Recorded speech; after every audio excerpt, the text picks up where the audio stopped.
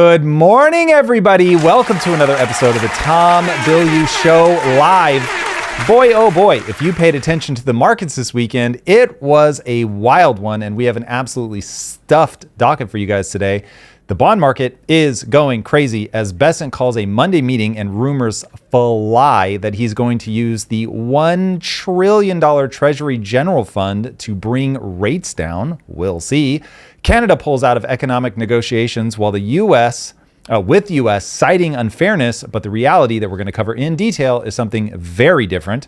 Stay tuned for that one. Are we actually making progress in Iran? That was a question I was asking myself as traffic through the Strait of Hormuz jumped roughly 400%, and reports start pouring in that the IRGC's grip on the strait is actually slipping. That could be good news. Today also marks the dawn of Bessent's promised economic D-Day against Iran. We're about to find out just how much strength the U.S. has left. China is using data scraping to build a synthetic version of the U.S. electorate and test messaging and its impact on voting. Yikes. And Mark Ruffalo goes hyper viral for his denial of being anti-Semitic, which sparked a whole debate that highlights a growing divide over Israel and what they mean on the world stage. So welcome, everybody. Let's talk about Bessent because, oh my God, his economic bazooka is out and he is ready to rock in an effort to try to tame the rising rates in the bond market, which since his last announcement have been all over the place. The problem is he is going to be tested. Why? Because people do not like seeing that we're $40 trillion in debt. They don't like seeing that Japan, the largest buyer of U.S. debt, is in trouble. And the U.S. has been doing, all kinds of financial shenanigans to try to help them out of trouble. We're now having to do financial shenanigans to get ourselves out of trouble. They also don't like that China is buying record amounts of gold while selling record amounts of U.S. Treasuries. They really don't like that gold is now the number one global reserve asset held by central banks as people continue to move away from the dollar. So long-term bond rates are climbing. The 30-year just touched 5.337%. That was a 19-year high.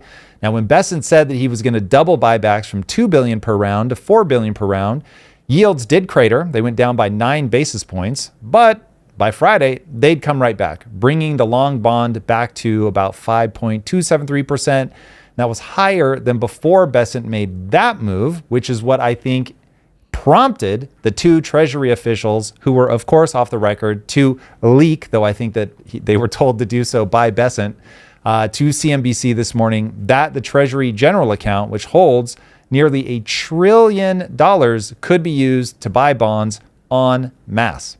Now, the TGA is the government's massive checking account at the Federal Reserve, but I'm not sure that anyone was expecting Bessent to dip into that to fund the buybacks. I think the market was assuming that more short-term debt was going to be issued to bring long-dated bonds into being short-term bonds. So you're not changing the amount of debt in the system, you're just changing the duration. The fact that he's using cash makes this a whole different ballgame because it means that the Treasury will be retiring long-duration bonds without adding supply anywhere else on the curve. And when they do that, when they buy it back in this manner, the debt just evaporates. It's gone. It doesn't exist anymore. Now, apparently, the markets are believing the rumor, at least for now, because yields fell again on the report. The 30-year is down 4 basis points to 5.23%, and the 10-year is down 4 basis points to 4.7%. Now, there is a catch. When you look at using this method, the TGA is not an infinite war chest that is some sort of magical solution to this problem. Every dollar in that account was borrowed by doing a bond auction previously. So if that money gets spent down, now you're just skating on thinner ice for future problems, like if there's a government battle over the debt ceiling or whatever. These are the funds that would be used for that. And so you are likely to have to try to rebuild that if you end up spending it. And to rebuild it, you have to sell, you guessed it, more debt. And once again, you're going to put pressure on some portion of the curve. So it buys us time, it gives us a chance to see how this is playing out. Do people settle down? Do they realize that they're not going to be able to sweat Bessent? enough to keep putting pressure on rates, or do buyers know that Bessent's options are limited and that there is no silver bullet, only trade-offs? And so we are likely to see more volatility. Guess what fixes volatility, everybody? Having a good economy. You got to grow your way out, boys and girls. And you can't just say it. You actually have to do it. And right now, ooh, buddy, as we deglobalize, as we continue to place one gigantic bet on AI, that is growing for sure, but is it growing at the rates that it would need to grow to get us out of this? Not yet. Our GDP at last check was growing at a paltry like 1.2% or something. So this is not an ideal setup. We definitely have got to find a way to really get the real, not the financial economy, the real economy growing. You've got to see middle class, real wages going up, not nominal, real wages. So not just that number go up, but number go up compared to inflation. That's where we've got to be. And until we see the real economy growing at a rate that we can get excited about, let's peg it at 3-4%, we're going to need to be somewhere in that ballpark. So we're going to have to roughly double. I mean, this is not going to be an easy task. So Bessent and the whole crew in Trump land have their work cut out for them. And I don't yet see signs that this is going to work. So we'll see. The fullness of time, Drew. The fullness of time. I think like it's cool because like Bessent is like an economic wizard. So I'm just flabbergasted at how many little piles of money. He's like, well, I got $1 trillion over here and I got $2 billion over here. And I just did a currency swap with these people. So I could feel like he's at like the board and he's trying to pull all the levers and do all the magician trick. But the bond market is like, nah, yes. Go up. The markets are very savvy. They are full of people that know exactly how this game is played. They know what tools he has in his disposal. So for the general public, a lot of these things are going to be surprises. But for the people that are actually putting the pressure on the markets, not so much. There's a book called 1929. It was written by one of the, I think Andrew Sorkin. Thank you, Jesus. Drew, I got your back, bro. Come on, man. Written by Andrew Sorkin. Yes, bang. And he goes through some of the ways that people were manipulating the markets at that time. You really see, because we've had so much time to look back at that, figure out who the players were, what were they doing, who are they grouping up with, how are they moving the markets. You really get a sense of how easy, maybe the wrong word, but easy as a stand-in, it is to manipulate markets and to get them to move in a direction. And what Bessent is doing is basically creating a market, meaning there's going to be a buyer. Now, that buyer happens to be the U.S. government. And I know before we started going, you pulled up this bar chart where the U.S. basically is just buying up all of the debt within a certain range. Was it the 10-year range, I think? Yeah. 10 or 15-year range. The U.S. now owns more than 50% of its own bonds in that range. It's not across the full spectrum, but in that range. That is not a sign of a healthy economy, man. That is not where you want to be. Where do you want to be? You want Japan just hoovering up your debt because it is a surefire way for them to get a risk-free rate of return. You want China hoovering up your debt. You want the whole world hoovering up your debt. But instead, right now, the world is splintering apart. Deglobalization is my stand-in phrase for nobody trusts anybody anymore. Everybody is super suspicious. You get like these agreements that are being made between different countries, but it's like all these very uneasy alliances that are being made. You're seeing stuff happening in the Middle East where they're trying to like team up a little bit, but they don't have a ton of trust for each other. Obviously, plenty of people don't have trust in the U.S. government. The U.S. obviously doesn't trust China. China doesn't trust the U.S. I mean, this is a weird time. And here's my mental map. I don't think I've said this out loud, certainly not very often, but my mental map is one day we're all going to look back at this very time as like, what does deglobalization feel like? Is it fun? Is it good? Does it lead to instability? Does it cause people to shoot each other? And the answer is yes, this is what it is.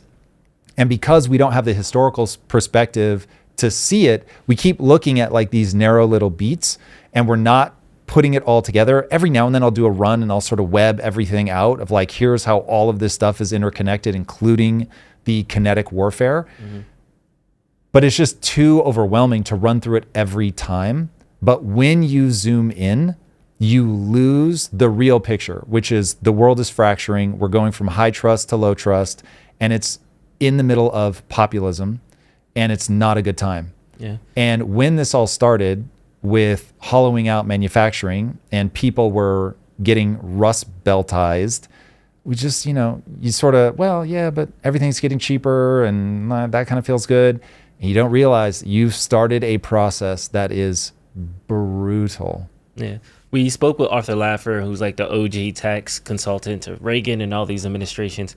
And when we brought up the debt problem to him, hey, trillion in debt, we're 130, I think we were at 130 GDP debt ratio. He's like, that's not real. We owe ourselves. Like, federal debt isn't that big of a deal. And then we look at charts like this that shows that the Federal Reserve now owns half of the treasuries that are maturing. So it does seem like we're kind of circular financing ourselves. What is the thing on the other side? Like, what is because I feel like we are just owing money to us in like line item 1 is a withdrawal, line item 4 is a deposit. So what is the downfall or what is the problem? What are the thing that we are trying to prevent? Because right now we're the biggest owners of our own debt. And like we owe us, so I'm trying to figure out like we just gonna default on us. You get what I'm saying? Like what's the thing on the other side that I'm not seeing? Okay, we're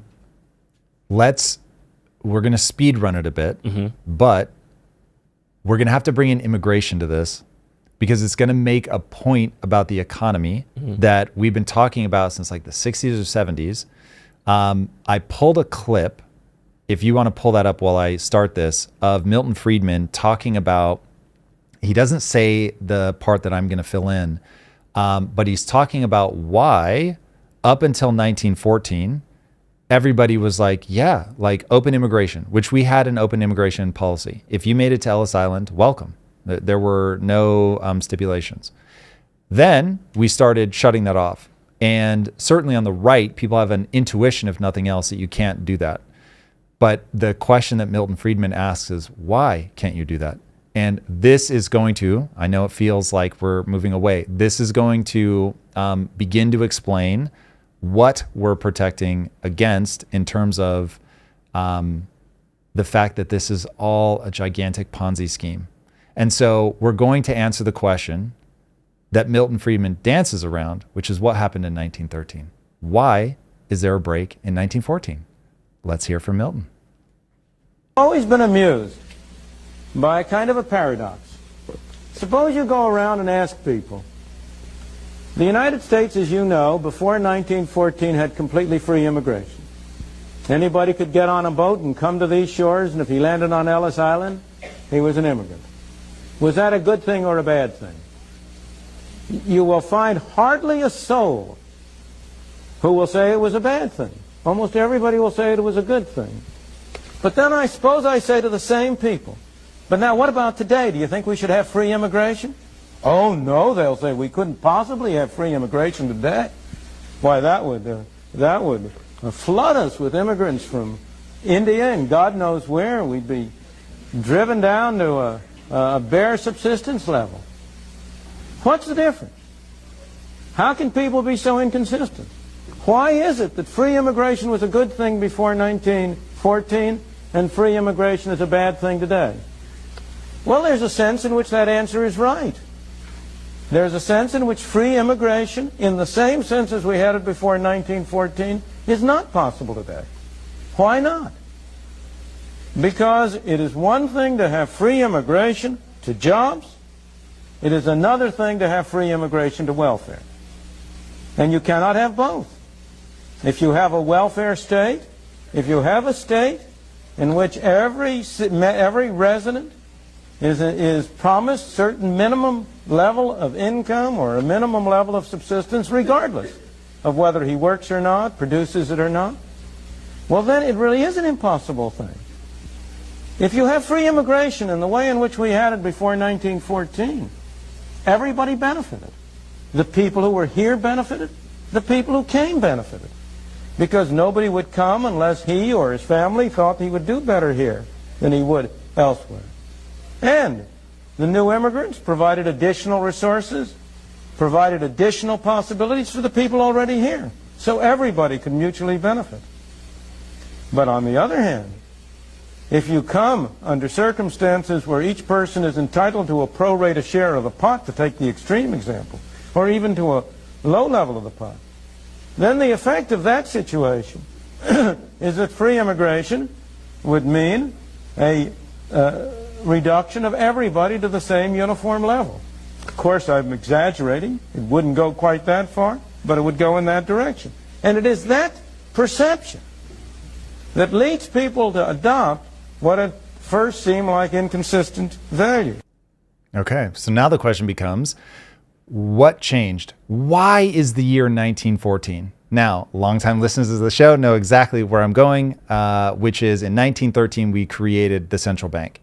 In 1913, you went from a real economy with sound-ish money that was backed by gold, and you moved into the steady breakdown over a very long period of time. But you moved into a situation where you had the steady breakdown of the relationship between the dollar and gold that has its final breaking point in 1971.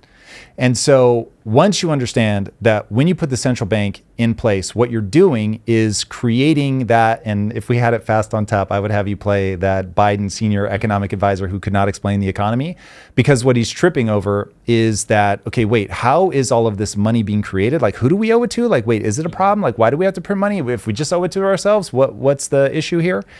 And it's where you realize that money, even gold, it's all a fiction. It is all a psychological game.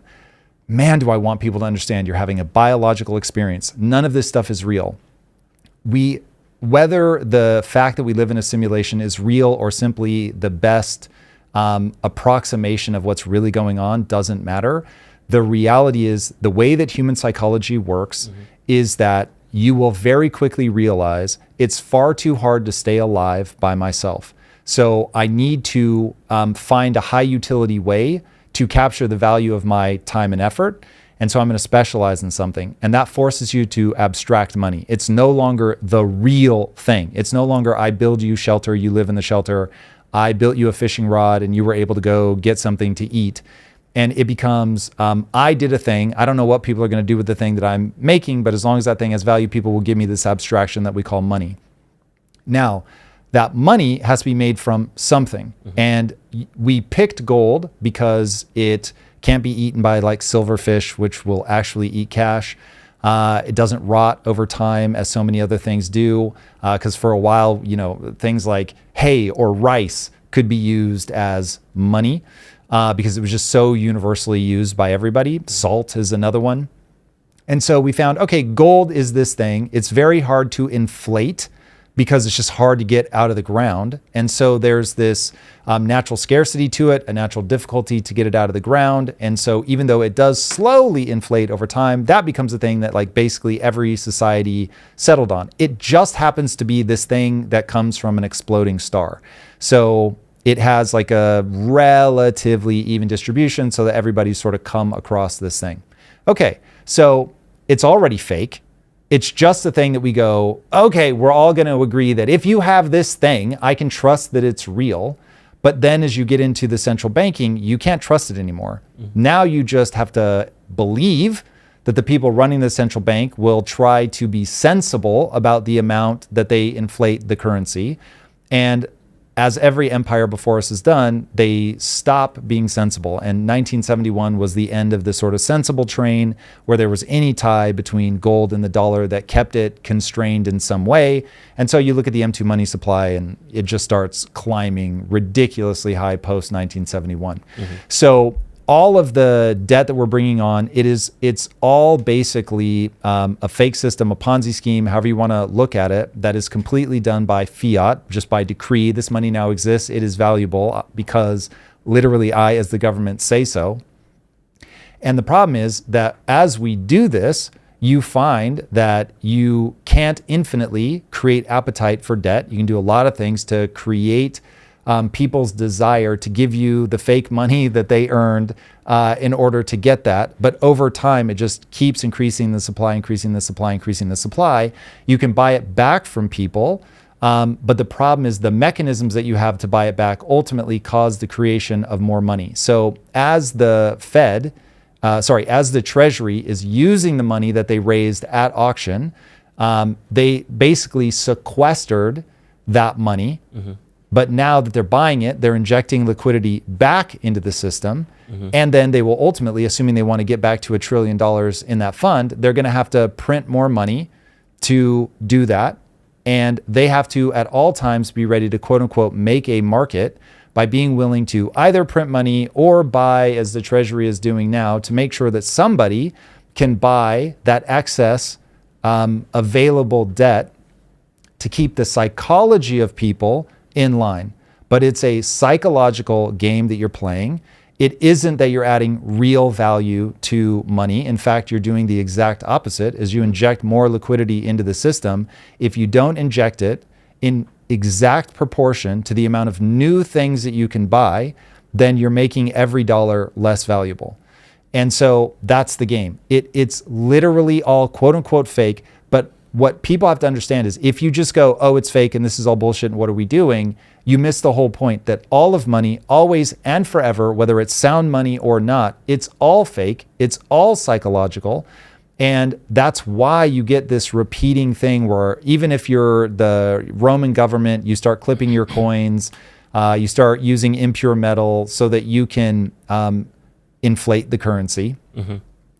And even the fact that gold acts as currency, it only works when people believe that it's real. And so this is why gold beads have worked, because, well, that's what we believed in at that time. That's why salt has worked, because that's what we believe in at that time. But then, of course, people will make the fake gold or glass beads, not gold beads if I said gold beads, the glass beads. That's why they will find a way to go make those elsewhere, roll up with ships, and now we've got glass beads. You just inflated the currency, it will eventually collapse. And so all of this, what you're calling circular financing, it does eventually collapse the currency. Mm-hmm. And so the US dollar over the last 100 years has lost like 98% of its value. The British pound, same thing.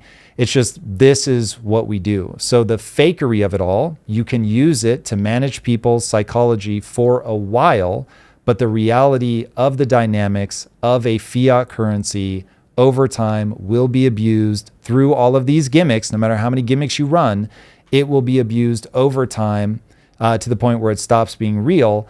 And this is why what you're seeing now is central banks going, okay, we want to go back to that thing that's less manipulatable, which is gold. Mm-hmm. And so central banks now, gold is the number one reserve asset of central banks the world over for the first time in God knows how many years.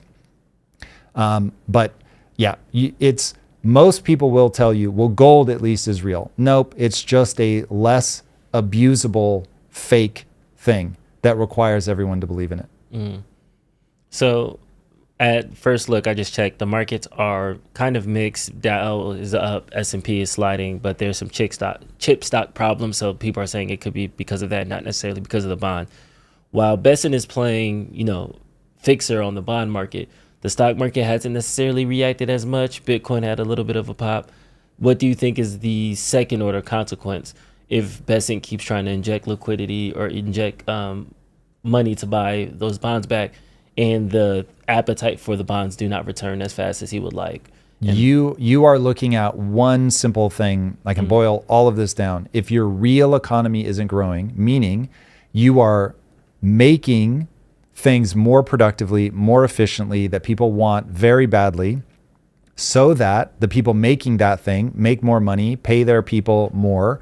Those people have good jobs. They're making more money over time. The real economy is growing, which they then spend in the economy. And now all of that money that's sloshing around just becomes a smaller and smaller portion of your GDP, and you grow your way out of this. If you do not grow your way out of this, you're back to it was a 10-year clock. It's now at 9 years. And that just keeps going down until it ends in bloody revolution or some sort of war that just does a natural reset to the global economy.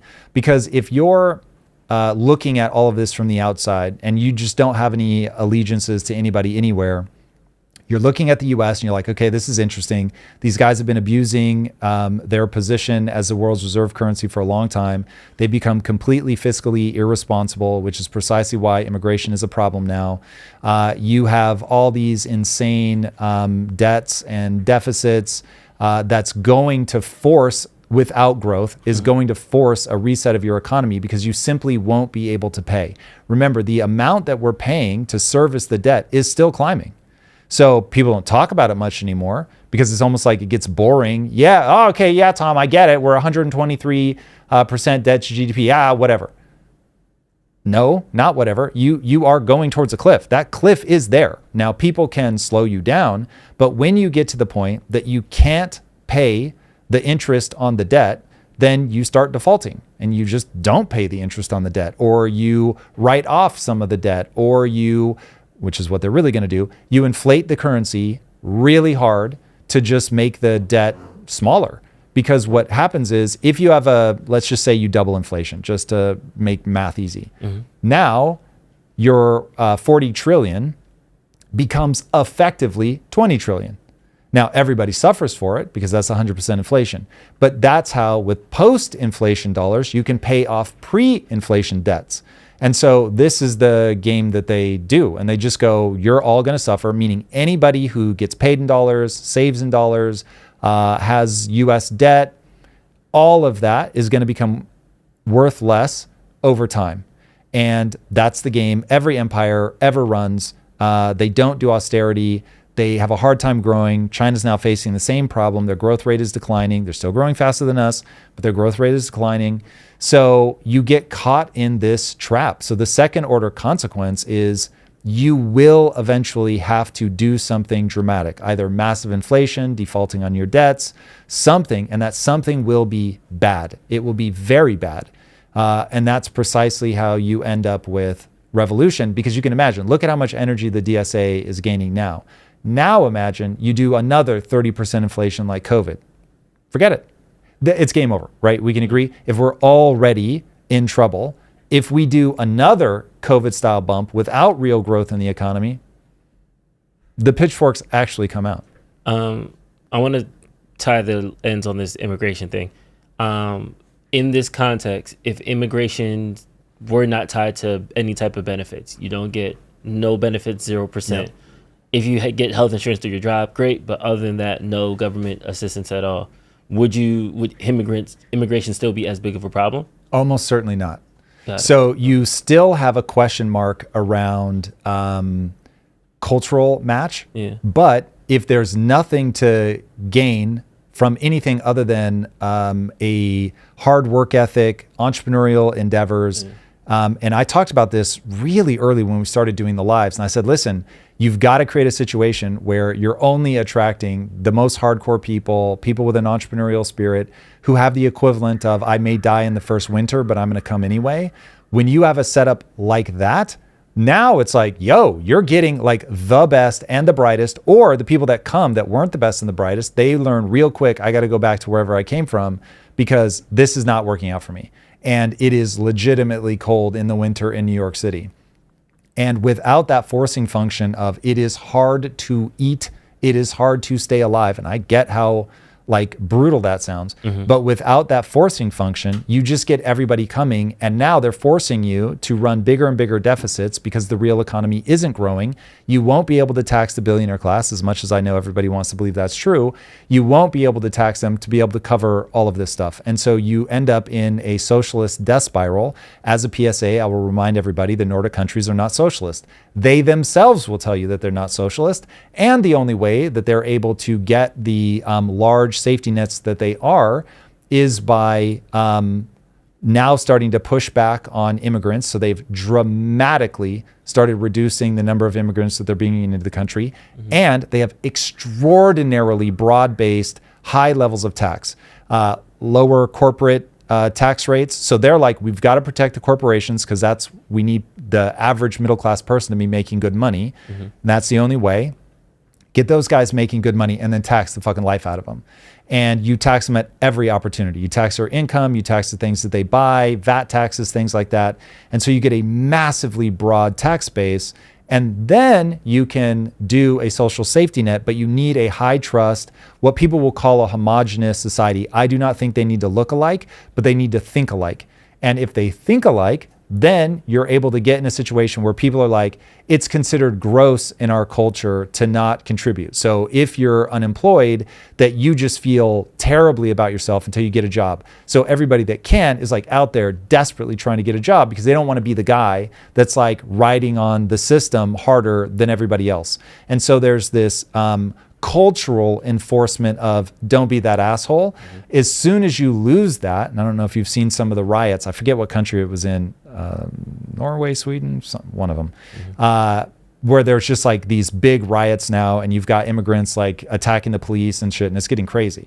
So it's like, that's not going to work. If you've got people who are like, no, you're going to give me my fair share. France, I'm looking at you. And people aren't like trying to make sure that like, yo, I've got to contribute to this system. Not because there's a gun to my head, but because everybody's looking at me sideways. And internally, I have the value system of insert country here. And when you don't have that, when there isn't a shared value set, and you can get on the government dole, you create an incentive structure that will implode it. But if you have something where it's like, all right, it's 1600s, and you're riding on a boat where you've already got a 30% chance of dying, then you've got the ones that make it have like an 80% chance of dying in the winter. It wasn't that uniform, but it was like there were some places where it was really brutal for those first several years. The kind of people that come in that scenario are very different.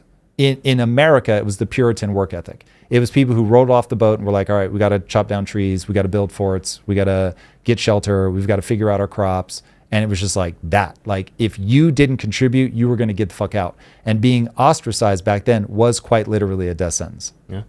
Speaking of contribution, we got to talk about this U.S. and Canada trade war. I'm a bit conflicted on it. Tom, break it down for us so we can really find out what's going on. Well, the good news is I'm not conflicted at all. Canada is attempting economic suicide as it walked away from a trade deal with the U.S. Now, that trade deal with the U.S. would have dramatically lowered the tariffs that are currently in place on several of Canada's key industries. Now, Carney said the three deal breakers for him were autos, Canadian cultural and French language protections, which I do want to know more about, and this is the important one, a last hour U.S. demand restricting Canada's ability to sign trade deals with other countries. Now, who might that country be, boys and girls? That country would be China. China. Because there is a growing relationship between the two countries that is starting to get very hot and heavy. Now listen, Canadians are rightly pissed off about Trump's asinine 51st state comments. I mean, those were so dumb. They were dumb when it was happening. They're still dumb in retrospect. But ejecting out of this deal is going to be bad for Canada, especially given how far their economy has already fallen, dude. When you look at where they were like 20 years ago compared to where they are now, yikes. These guys are falling off a cliff. And while Carney may look tough through all of this, the numbers are not in his favor. Around 78% of all Canadian exports rely on U.S. consumer markets. 78%. Boys and girls, come on now. The goods and resources that are at stake here, they are around 13% of all U.S. imports. So big deal for them, much smaller deal for us. And around 15% of U.S. exports go to Canada. So not a huge thing for us. Not trivial, but 15% is still only 15%. In the U.S., exports themselves only make up 11% of total GDP. So they're 15% of 11%. Okay, so this is not the biggest deal for the U.S. But in Canada, exports make up 33% of GDP. So 33% of GDP, and we're 78% of that 33%. Youch. This is very unwise. Also, China is far enough from Canada that it is a much worse trading partner for Canada, especially given that the USMCA Article 32.10 already gives Washington notice rights and an exit trigger from other trade agreements if Canada signs a free trade deal with a non-market economy like China. Now, as a reminder, China is a non-market economy. So they manipulate things to high heaven. Now, that agreement was written specifically for Beijing back in 2018. But given how cozy Carney has been getting with China, the U.S., for reasons that I think are very understandable, they wanted more guarantees. And according to Carney, they wanted a broader lock on Canada's independent trade expansion, given that Ottawa's target is a 50% increase in exports to China by 2030. I get why the U.S. is like, nah, we're not here for that. And that's exactly why Washington has reason to push for more concessions in this agreement, in my opinion. Now, did we do it well? Probably not. Trump is a total douchebag when it comes to this kind of stuff. He is always trying to bully people. He is making something that is good for Canada seem absolutely terrible psychologically. It's the art of the deal, Tom. Yeah. Here's the thing. Does it work in private business dealings? Maybe. But does it work on a global stage where you're going in front of cameras and saying these guys are like the little bro, you guys are the 51st state of the US? That's where it's like, dude, okay, listen, you want to talk about things that I teach entrepreneurs all the time. Here we go. You've got to show the other person how this is a win for them. Just be thinking about that. How is this a win for them? What are they going to go back and tell their employees? What are they going to go tell their wife? Whenever I'm thinking of a deal like this, I'm thinking, how's this person going to represent this to their wife? How are they going to show their wife that they're cool? If they're not going to be able to do that, this deal is going to cause me problems. And Trump just, again, maybe this works in backroom deals, but it certainly does not work in the public when you're talking about somebody's identity being tied to their country. It's really dumb. Now, Canada is obviously making a play to go deeper with China, so I understand why we are pushing back, but you can't do it in a dumb way, which I'm sure is precisely what we did. Now, in January, Carney became the first prime minister to visit China since 2017. He met Xi in Beijing, cut Canada's 100% tariff on Chinese EVs down to 6.1%. China, in return, dropped canola seed tariffs from about 85% to 15% and suspended duties on canola meal, lobster, crab, and peas. Beijing also went, this one blew my mind, they went visa-free for Canadian travelers. That tells you just how close these two countries are getting. The foreign minister reclassified, and this is obviously Canada, reclassified China from disruptive global power to strategic partner. So they are obviously making their play. They're saying we're going to distance ourselves from the US. We are going to get deeper in bed with China. As you can imagine, America's not feeling so good about that with Canada sharing a border with us. After the deal, Trump threatened 100% tariffs on Canadian exports if Ottawa went further with Beijing. So this is back when the deal was originally made. On January 26, Carney said Canada had no intention of pursuing a free trade agreement with China and would honor its USMCA obligations.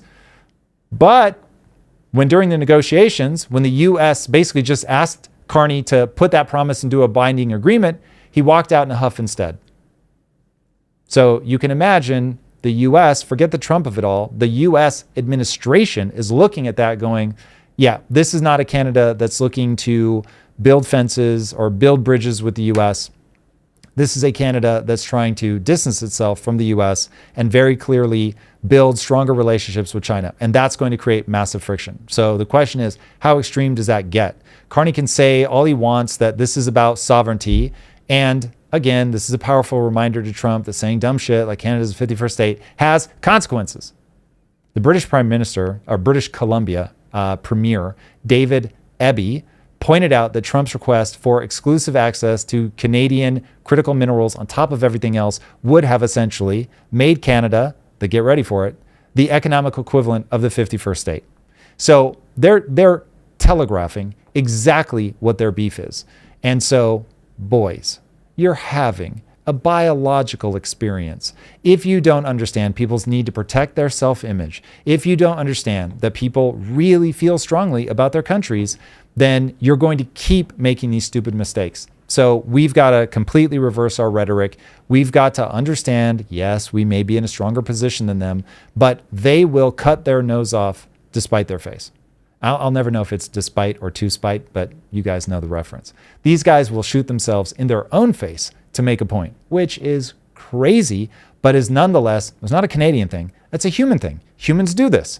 And so the fact that we are not taking that into consideration as we negotiate is crazy. But having said all of that, Canada is in a way worse position. Them getting in bed with China is a terrible idea, and it will be met with more friction that will hurt them a lot more than it will hurt us. So, damn, Canada, get it together. It sounds good. Like, I don't want you to be friends with that person because that's a bad person. But right now, it sounds like we're the the friend that got X'd out the friend group, and we're just like, she's gonna backstab you and you need to stop it. She's a bad person. You don't need to be her friend, Samantha. And it's like, nah, you're just mad because Samantha is not as cozy as you are. This is true, but we're also the friend that's worth $1 trillion. We're the one flying you to the Maldives on a moment's notice with the private chefs and all that. And so if you're ready to give all of that up, great. But I'm not sure that your citizens are going to like it when they suddenly realize, like, oh shit, we don't get all that economic activity anymore. This kind of sucks. We've been sliding for 20 years. We are now worse off per capita than like Mississippi. It's nuts, man. These guys have been falling economically like a fucking rock. And they're so in their feels about the whole situation that they're now doing things that are even worse. And here's the part, dude, are people not paying attention? China is going to put itself in a position where it can choke anybody out that it wants to. You're not going from a superpower that bullies, that plays its hand in a ferocious way to somebody who is like on the come up with you and they just want to see you do well. That's not China's play. China gets people in a debt trap so that it's in control. Now, there's a lot of pro-China vibes out there. So let people run the experiment. Because listen, the US is no longer a place where it's like we were during the Marshall Plan, post-World War II. We've got the moral authority. We're really trying to help build people up. We are the drone strike the shit out of you in Yemen, in Iran, in wherever the fuck, because we found oil in your country and y'all need some freedom. That's the America that we are now. So I get it. People are going to see what they can find elsewhere, but China is an authoritarian regime. They believe if people are rising up in your country, you roll tanks into Tiananmen Square and you shoot them in the face. So everything, that's literal. So this is as long as you agree on everything, you're fine. But what happens when you don't agree? Would you rather be in a pissing contest with a country that shoots its own citizens, or would you rather be in a pissing contest with the US? I'm not saying it's fun to be in a pissing contest with the US, but people are not running the calculus of China being an authoritarian regime. Not at all. They're like in fact, I think some people are giving them bonus points for being an authoritarian regime. All right, I want to break down some of the demands that came out of why Canada walked away. Number one, it was veto over strategic infrastructure partnerships, demands that Canada submit all major and foreign investments in domestic infrastructure. China. Preemptive trade restrictions on non-U.S. nations. China. Judicial preemption on critical minerals.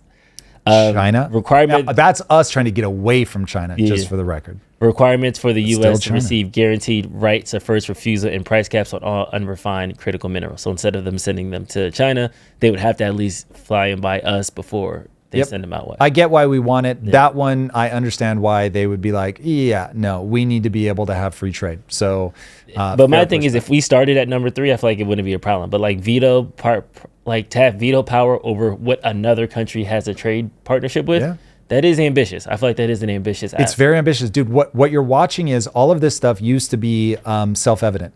We didn't need to put these kinds of things into agreements with Canada because we knew that Canada was never going to trade with China. China had a terrible reputation and the US had a better reputation. And so, yeah, we knew you were going to trade with us. And they knew they were going to trade with us because we are right across the border. The logistics are always going to be in the favor of doing trade with the biggest economy in the world that happens to be literally right there. So now what you're running into is you're making a far worse deal because you're mad and the US is trying to tighten the screws because they're mad. And this is deglobalization. This is a rising power, making it a multipolar world. And I am empathetic to people that are like, I'm just so sick of the US trying to bully the world. I'm not going to take it anymore. Yep, it's a fair position to take, but there will be consequences. And so this is where I get very nervous for all of us that this period is going to be brutal, that there are going to be economic consequences that will be extreme, basically the world over. And so we are in a race with a global depression because you've got both the US and China in weak economic positions and getting worse, by the way, by the day, and AI. And will AI be the productivity miracle that we all need it to be to stop that global depression from manifesting? But there are so many signs, dude. There are so many signs. You've got what's going on in Japan. You've got the housing crisis in China. You've got the everything problem in the US with growth being slow, overinvestment in AI, massive bubble, hyper-financialized economy, not having enough manufacturing here. Like, woe be to all of us that we are caught in this where now nobody trusts anybody. Everybody's fracturing into these weird ass alliances. Trump continues to alienate our traditional allies. Now, keep in mind, one good deal and people will be back to the table, because it isn't just the US that doesn't have friends or allies. We have interests. The same is true of everybody. Everybody has an interest. Now, because China's on the rise, people are like, oh, if you're smart and you're a foreign leader, you don't want to alienate China or the US. You want to play them off of each other. So you want to go for a better negotiation. This is not Canada saying, I'm not going to do business with the US. This is Canada saying, well, now I've got a second option. And maybe it's not quite as attractive, but it means that I'm not beholden to everybody. It's brilliant. So a lot of people probably don't know this, but impact theory, we have something called Impact Theory Network. So we are not so we've got my show, we've got Lisa's show, we have Mayim Bialik's show, we've got other people that we're flirting with, negotiating with, trying to get more and more people into that network to diversify away from me relying on myself. So I want to be able to be in a coma and still make money. And right now, that is not the case. So when you have other options, you're in a much better position. And so we can now, as we aggregate more and more talent, we can go to advertisers and be like, hey, this isn't just about Tom. It's not just about Lisa. It's about a much broader portfolio. So that is the smart way to play this. So I understand why people are trying to play these two things against each other. But at the end of the day, you got to be careful. Like, we don't walk in and slap a 9-pound penis on the table when we're negotiating. We still are very friendly with the people that we are trying to get ad deals with, because it's like, you don't want to put yourself in a stupid position. Yeah, 100%. There's a couple. Canada's putting themselves in a stupid position. There's a couple more other things. Rescinding the Digital Service and Tax Online News Act. This is just saying if there's compensation made by Canadian users, U.S. had to pay taxes on that. This is something similar to the new data deal that the EU did. So that one's going to be interesting to see how this plays out. I actually, if I'm a foreign country and I'm of any size, I'm going to do what China did and just be like, no, we don't use Facebook here. Build your own. Yeah. Easy enough. The only thing that makes it hard is that they already have network effects. But if you say to your own country, yeah, you got to build your own TikTok, Instagram, Facebook, Telegram, whatever, they'll build it. And if your citizens can't access that thing, then the new one will explode and it will grow super fast. So I imagine more countries like Europe will probably do their own thing, because they all want to put our, like X especially, under restrictions that X doesn't want to be put under. And so X, for instance, now I think it's with Brazil. Brazil is like making all these crazy requirements. And so they're like, all right, cool, we'll comply, but every request for censorship that you make of us, we're going to publish. And so that, I think, is brilliant. But it's also going to piss them off. And so they're going to be like, yeah, we're just not going to use this anymore. And if they're of sufficient size, they'll build their own, and that'll be that. Yeah. Elimination of cultural and language protections. This is what, if you see some speculation that Trump was attacking them speaking French, it was the CanCon Act, which basically means for online goods and digital services, they have to have provincial language law. So you have to have it in the language of that province, and French is a major language there. Yeah, so really fast on that one, because I have personal experience with it. So at Quest, because you're doing global packaging, what you find is you just put French on everything, because if you want to sell into Canada, you're going to need it anyway. Also helps you in France. So it's like you just end up doing it, but it's a pain in the ass. And so people would much rather, Canada's an English-speaking country. We don't want to have one label, because no one's going to do a Canada-specific label. You don't make enough money. And so it's just a pain in the ass enough. I get why they're pushing for that one. It is obnoxious, I'm going to be honest. Elimination of Buy Canada public procurement rules. Right now, Canada is required to go Canada first when they are looking for public infrastructure contracts. Trump wanted access to their public procurement. dismantling agricultural safeguards, unilateral alteration of auto rules, exclusion of heavy assembly plants and key auto sectors from tariff relief. I think this is big because of our focus on auto manufacturing and how you quoted it. That's a signal of how much war manufacturing you do based on what your auto manufacturing can do. I'd also be curious. I'd have to read that a lot closer. But if Canada is smart, they would not want China to come in and hollow out their automotive manufacturing. Now, I don't trust the Trump administration to be altruistic and be looking out for their best interests.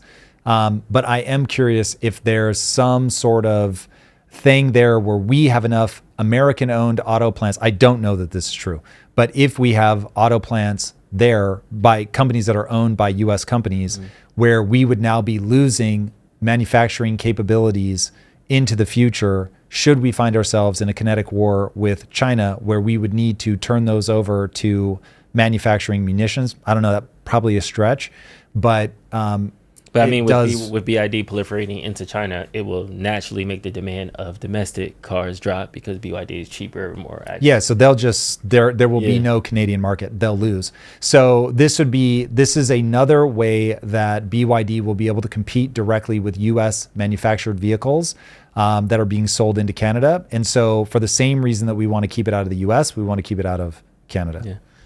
Pharmaceutical patent extensions, priority allocation of Canadian energy. This was a big deal because I think it was Ottawa who was already giving a majority of the electricity to Michigan, I believe. So we're already having energy deals. So this is interesting that this can now impact second order consequences in the States directly, binding military and Arctic mandates and lowering customs and de minimis rules. So some of these seem like, oh, okay, that makes sense. Other of these seem like they wanted ownership of, I don't want to say Canada sovereignty, but they basically wanted a seat at the table. Yeah, they want to turn Canada into the 51st state. Like, that is real. Trump shouldn't have said it, but he did say it. They're pointing out, yes, this is exactly what this does. This folds us under the U.S. umbrella. And when it was, and this is an important human psychological insight, when it was them choosing to be that, they felt good about it. Now that they're being forced to write it down, they don't feel good about it. So that is when you can get somebody to do it and it feels like it was their own free will, they will do it gladly. When they feel like they're being forced to do it, even when it's in their best interest, now they feel some type of way and don't want to do it. So yeah, that's a good rule in your marriage. That's a good rule with your kids. That's a good rule with governments and companies. Find a way to make it the most selfish thing that they could do, where they're excited to do it. And then on Carney, he had a statement about his response to it. He said, in the coming days, the government will introduce additional measures to support Canadian workers and businesses, building on the nearly $25 billion in support provided over the last 18 months. These actions complement Canada's economic strategy. From day one, we have been focused on building our strength at home and diversifying our partnerships abroad. Anybody that's listening to that and doesn't go, that is absolute bullshit, is crazy. Even Carney somebody did an audit on this. I don't remember the exact percentage, but the vast majority of Carney's wealth is invested in American companies. So Canada is a backwater economically for 20 years. They've been sliding. So I get he wants people to invest in Canadian companies, but right now that's not the growth place. That's the decline place. Canada has what the world wants, and we will not allow any nation to determine our future. We will set our own course to keep building Canada strong for all. They do have oil and minerals. Here's what I would tell Canada. All right, Canada, you want to get away from the U.S. Word. What you want to do is audit what China did. China was brilliant. China was willing to play the supplicant. China was like, literally, they had doctrine written down where they're like, while we're weak, we're just going to, hey, yes, how may I help you? Of course we'll do that. We'll put nets up around the facility so they can't even commit suicide. Like, we got you. And they did everything the world wanted them to do so that they could get strong, so that they could sucker people in to get all the manufacturing, all the expertise, and they got it. And now they're in a much stronger position. And given that improved position, now they're pushing the advantage. It's brilliant. So if you want to learn from China, I think that's very wise. But Canada is not in the place where they're in a strong enough position that they can start making these demands. But psychologically, they just cannot bring themselves to play a long game, to pretend to be a supplicant, I'll just reuse the word, to do that while they're weak. And this is where it is, it's very unwise. China showed that playbook. This is also a playbook that when you look at immigration from Islamists, they run the same thing. So you're in the early days of Dearborn, Michigan. You're not ruffling feathers. You're not, causing any problems whatsoever. Flash forward, 50 years later, and now you guys are a massive political bloc, and you're doing call to prayer, blasting it in the town. You're getting your officials elected, and you run that place. So it is a very wise strategy. It is super effective. And if Canada were smart, they would do something more like that. I mean, at the same time, though, Canada doesn't have to play the long-term game. They just have to wait until Trump loses power. That's the eye-opening thing that America needs to realize. Like, we're only as tough as what the 4 years dictate. Sort of. So if they can get a left-leaning government in, then yes. But there will be also lasting damage from what Trump is doing. So there'll just be so many things in motion as people move away from the U.S. that it won't be J.D. Vance got quite there. that easy. I don't think he would approach this trade deal the same way. Yeah, agreed. It will all start moving in a better direction. But this isn't like, I just need to buy myself another 3 years. That's the Iranian playbook. That's not what Canada's about. Canada's been cozying up to China for a very long time, because I think I am formulating a hypothesis right now, so everybody should take it in that spirit. But I think that Canada is more ideologically aligned with China than they are with the U.S. The U.S. DSA contingent, yes, same boat, but they're not aligned certainly with the U.S. right at all. And so I think for a very long time, given that you didn't have a DSA option in the Democrat wing, they just kept moving more and more towards China and doing their own suicidal policies, which is why they've been declining for so long.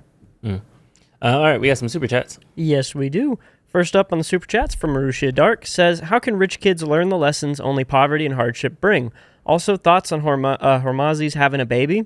Following Leela's content, I can now understand why some people would give all for beloved queen matriarch. I don't know what the last part means. Okay, so there was a lot. How do rich kids learn the lesson? You have to indoctrinate your children from a very early age. First of all, mom and dad are rich. The kids are not. So, dear child, how did mom and dad get wealthy? Walk them through that. And if it was an entrepreneurial journey, whoa, that's going to be amazing. If it was an inheritance, that's a totally different ball game, which we'll get to in a second. You've got to get them out doing hard work. So they've got to be responsible for an outcome. You've got to put them in over their head so that they have to learn something and get better. You want them humbled by a learnable skill that's a little bit outside of their grasp. You want to teach them work ethic, that nothing comes easily, nothing comes for free. And you want to let them know that while you're never going to let them starve to death, that at insert age, that after that, they're going to have to fend for themselves. So, for instance, I know Warren Buffett did this. Warren Buffett was like, I'll pay for you to get college. And I don't know how far out that went to cousins or whatever, but I know some radius around him, he paid for everybody's education. And then after that, he said, you don't get anything. And to be fair, yeah, honestly, I don't want to drop into a Minecraft world and have somebody give me all their diamonds. That's not fucking interesting. I want to have to build up my own victory. And that's the exact position that you have to put kids into. They've got to struggle. They've got to understand from a values perspective what the right value set to have is, which is only be proud of the things that you earned. Don't be proud of what your parents have earned. Enjoy it while you're a kid, but certainly don't be proud of that. You didn't earn that. And so getting them to recognize what I call the only belief that matters, which is if you put time and energy into getting better, you will get better. So go get better. Get so good at something that you can't be denied. I think all of that is very, very wise. If you want to invest in your kids starting a business, by all means do that. I think that's a great use of capital while you're alive. But you want to make sure that your kids are hardworking, goal-oriented, disciplined, focused. Okay, I could go on forever, but that's what you need to do there. The next part, what do I think about Layla having a baby? I think it's awesome. I think that those two people are going to raise an extraordinary child. I won't divulge private conversations, but I will just say this. Those two are thinking about it in the right way, man. They understand all the traps. They understand how to avoid the traps. They understand a lot of things. I'll let them speak for themselves. But I was very impressed. I am so excited for those two. I think that having kids, despite me not having kids, I think having kids is a very smart strategy. If you think it could even remotely possibly be something you want to do, I would really consider it. So yeah, I'm thrilled for those guys. Now, obviously, they're very successful. They're very driven. They are likely to be casting a big shadow. And so they'll have to work to make sure that their kids don't succumb to being in that shadow. But if anybody can do it, I think they can do it. I love those guys. I think this is going to be awesome. Yay. Now, the very last thing that they said, I didn't understand. So, which part? I can now understand why some people would give all for a beloved queen matriarch. I will just say, it's the word matriarch I don't understand. But I will say the single most valuable thing that you could do in life is to find a spouse who you love and they love you. Oh my God, there's literally nothing better than that. I have been poor and married, like proper broke and married, and I've been rich and married. And I will just tell you, the married part is the best part by far. So yeah. And I know right now, and I have long wanted to do more content around relationships, but I will just tell you, I get it. You guys are, if you're young especially, you are up against it. The psychology of men and women right now is a total disaster. But yes, you should be willing to pay an extraordinary price to find a true partner in your life, for sure. Journey with John, thank you for the 50, says, I think the rise in popularity of flock cameras and the hate of data centers is correlated. People don't have a problem with the physical reality of data centers. They have a problem with the elites who own them and the government. Data will be abused. Yeah, I don't think that's a real problem. They believe that AI is going to replace them. They are having an existential crisis in the middle of a populist moment where things are not getting better. They need someone to blame, and AI is a very visible thing to blame because AI is scary. I understand why people are afraid of what's happening. And Ryan, you've said this very well. You also do want to hold these companies accountable. You don't just want to let them run riot. It is just an overcorrection that we're going to pay a price for if it continues, and that price will be ugly.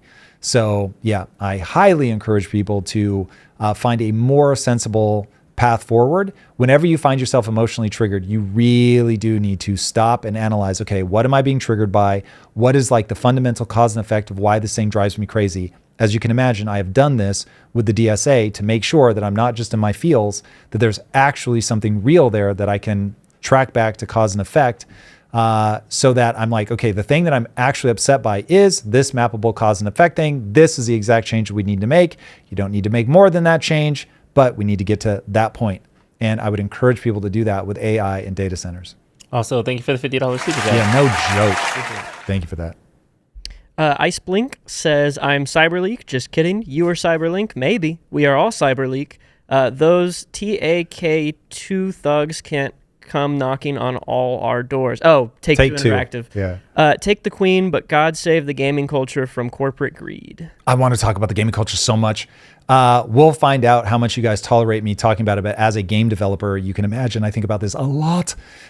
So yeah, there is a very strange thing happening in gaming culture. People have been abused by AAA gaming to the point now where they are triggered and they have taken a very real thing, and now their response, I think, is disproportionate.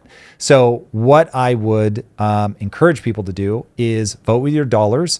Don't start doing things that are illegal and hacking things, as that will disincentivize people to do those things. So, for instance, if you feel that Grand Theft Auto has been an abusive game and you don't like those guys and you want to see them hurt, all right, fair enough. Like, want for their downfall and all of that. If, on the other hand, you think that GTA is, we have offered people to take the day off to go play GTA because I don't want people suddenly getting a 24-hour influenza. So just being honest about, one, how exciting it is. We're a game company. So, hey, I want to see people have fun and like do your thing. But then also just people are gonna play this game. This doesn't feel like the one to go after. So there are ones I understand why people have felt abused by certain companies and they're cheering for their downfall. But is Take-Two really that company? So anyway, I would just parse those things out, see what the value proposition of GTA has been over time. Have they put the money that they've earned to good use, or have they abused gamers? That's a decision for everybody to make. Just don't get this blanket hatred where it's like you just want to see any company that's successful be hurt, even if it's a company that's making a product that you absolutely fucking love. So be a little bit thoughtful about that one. And then obviously I have a dog in this fight, so I totally understand if people want to ignore me. But boy, would I love to see that money go to indie developers who I think over the last 10 years have really been that answer to the corporatization of these big companies. And part of, like, if you look at Bungie, this story just illustrates this point so perfectly. Bungie in the early days was just these young game lovers who were also good at coding, and they started making things that got people excited. And I get watching that devolve over time and get DEI-ified has been heartbreaking for a lot of people. But indie games has become the new, like, it's just a small group of people that love what they're doing and they're pouring their heart and soul into making something awesome. And go find those games, go reward those games. That would be amazing. But that one is definitely, I am pumping my own bags there. So I'll leave it at that.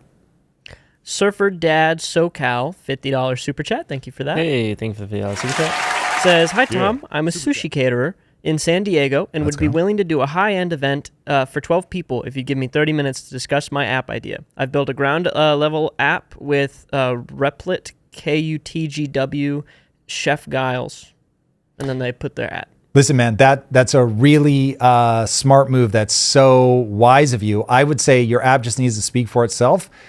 Even if you convince somebody to take you up on that deal, it's just going to come down to the app. And if you have something that actually does a great thing, all you have to do is give the app away for free. If you can't give the app away for free to a small handful of people, if you can't give the app away for free, it means they don't recognize that they have that problem, and then you don't have product market fit. Okay, do not be in business of trying to convince people that they have a problem that your product solves. You've got to make sure they know they have that problem, and you just need to make them aware that the solution exists. Then you finally get a couple people to try it, and then you use those testimonials to scale your business. It is that when you have product market fit, scaling your business is dead easy. Where everybody struggles is they don't have product market fit. So my concern is, because you don't have product market fit, potentially, you're trying to give away something where you do have product market fit, which is that you make this insane sushi. And so you're trading where you're strong to get people into where you're weak. You don't want to be in that position. So make sure that your software solves a massive problem that people are like waking up at 2 a.m. in sweaty terror because they need that problem solved, and then you solve it. Okay, that is a way easier road to hoe than doing a bunch of these free sushi for 12 people. Though, hey, that sounds delicious. But honestly, you don't need to do that. Just tell me, you can drop it in Discord. What problem do you solve? How do you solve it? And if I'm like, shit, I need that, then I'm going to snatch it up. Cool. That was it for super chats. Now I want sushi. Thanks. I know, Chef I'm thinking Shaw. of sushi too. Sounds so good. All right, we got to talk about the Strait of Hormuz and how traffic reportedly explodes near 400%. It did get community noted. There's some asterisks there, but I'll let you break it down for us, Tom. Well, let's read the community note here. Strait of Hormuz traffic rose sharply week over week from near halt levels, but remains 80 to 90% below pre-conflict daily averages of 100 plus ships, reaching only approximately 20% of normal per the cited reports themselves. Okay, so that's a dope community note. So it is true that, from what I can tell, because I did do a fact check on this one, that traffic is up the roughly 400%, which is absolutely phenomenal news. It becomes even better news if traffic is up through the Strait of Hormuz by 400% because Iran, the IRGC's grip, is slipping. If that's true, now we're in a much better position, because that means that all of the disruption, all of the economic warfare is actually beginning to have a destabilizing effect on what I view as a very brutal authoritarian regime. You don't need to agree with what the U.S. has done at all, and I would be with you. I think this has been a bumbled exercise.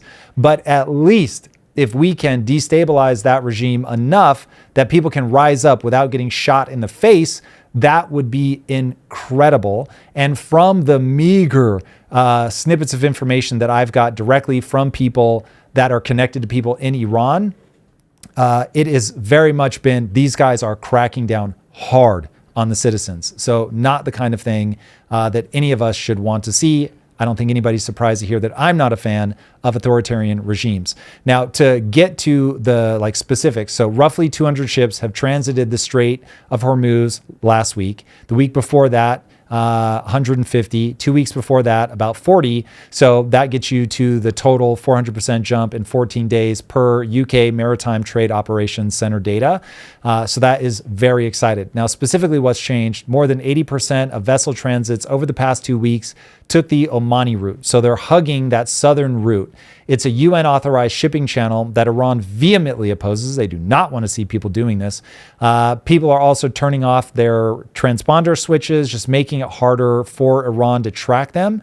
And so the Omani channel hugs the southern edge of that strait as far from the Iranian territory as the waterway is going to allow. And it's backed by U.S. naval escorts. So the U.S. military is operating that corridor to move roughly 10 million barrels of oil per day.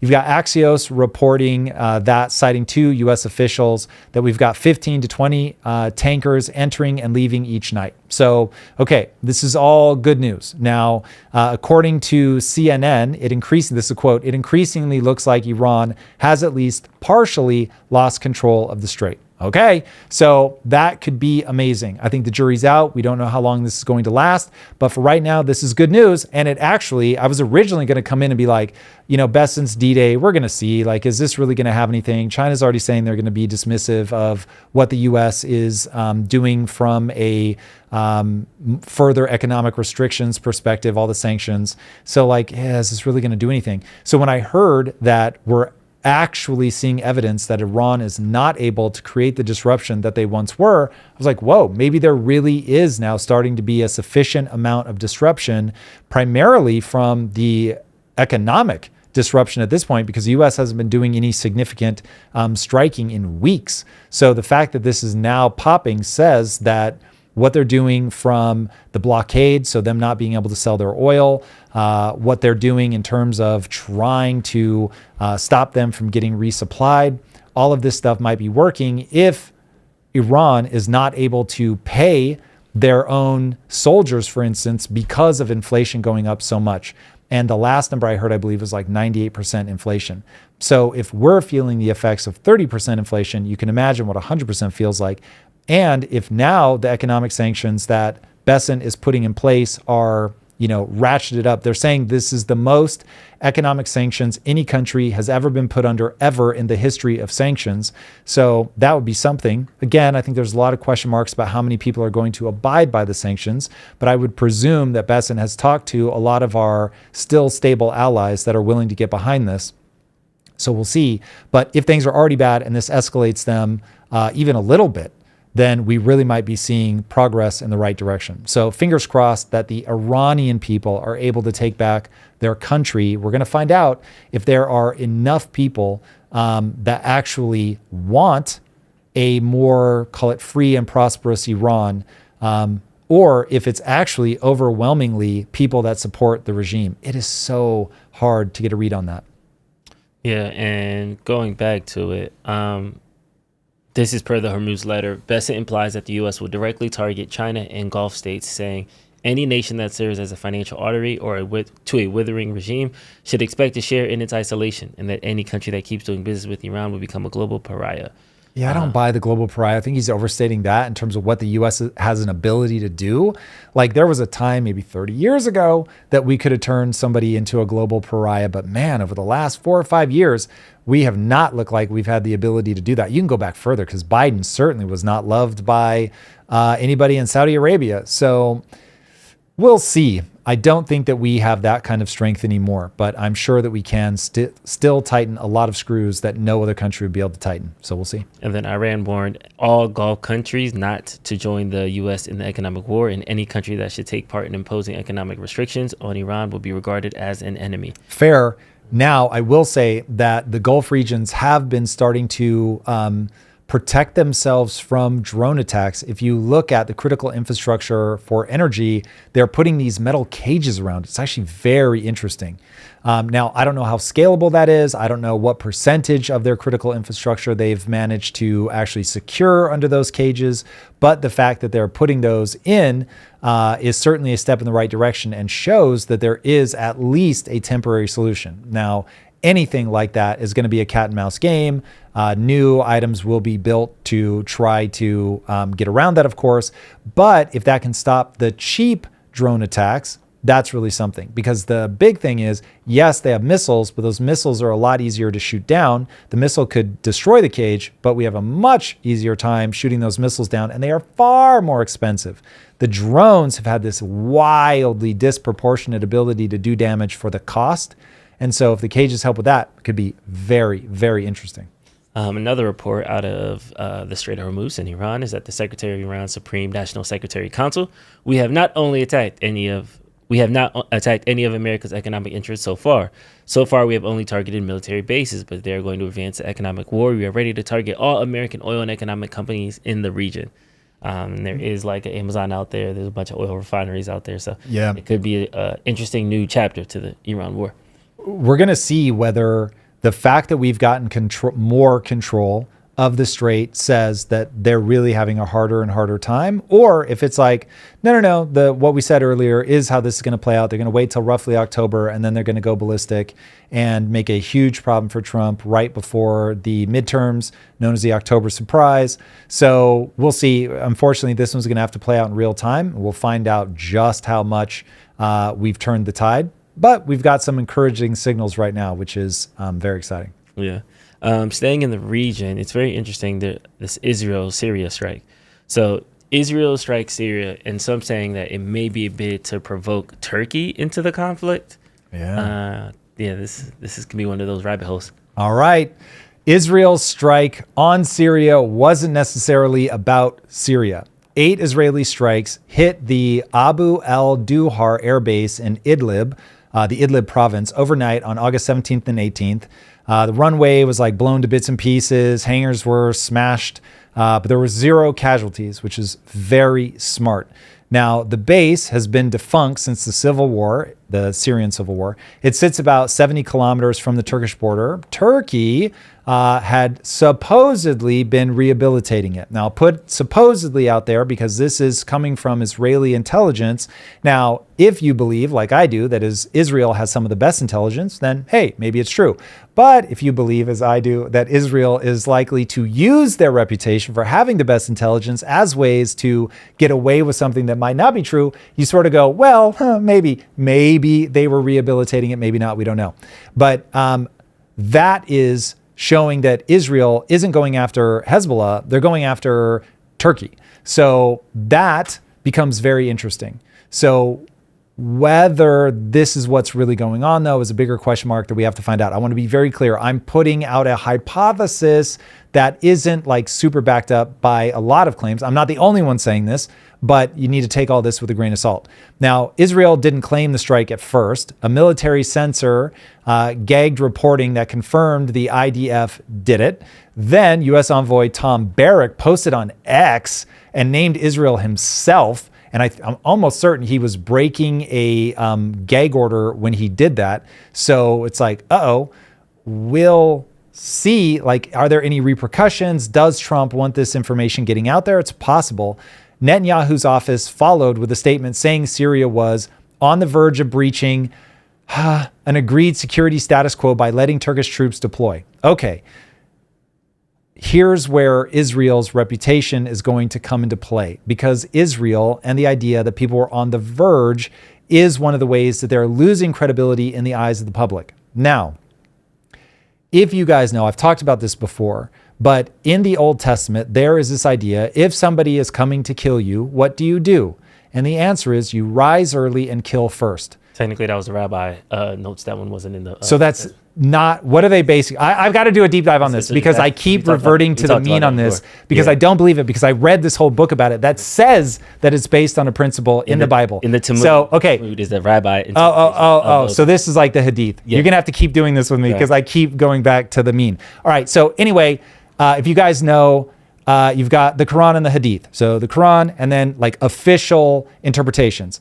In Judaism, you have a similar thing. So you've got the Torah and you've got the Talmud. So similar idea. You've got people interpreting it, but they are very sort of high level, very important. Like that, So it's probably important to make the distinction, but it is a long-standing religious doctrine. Will we grant me that?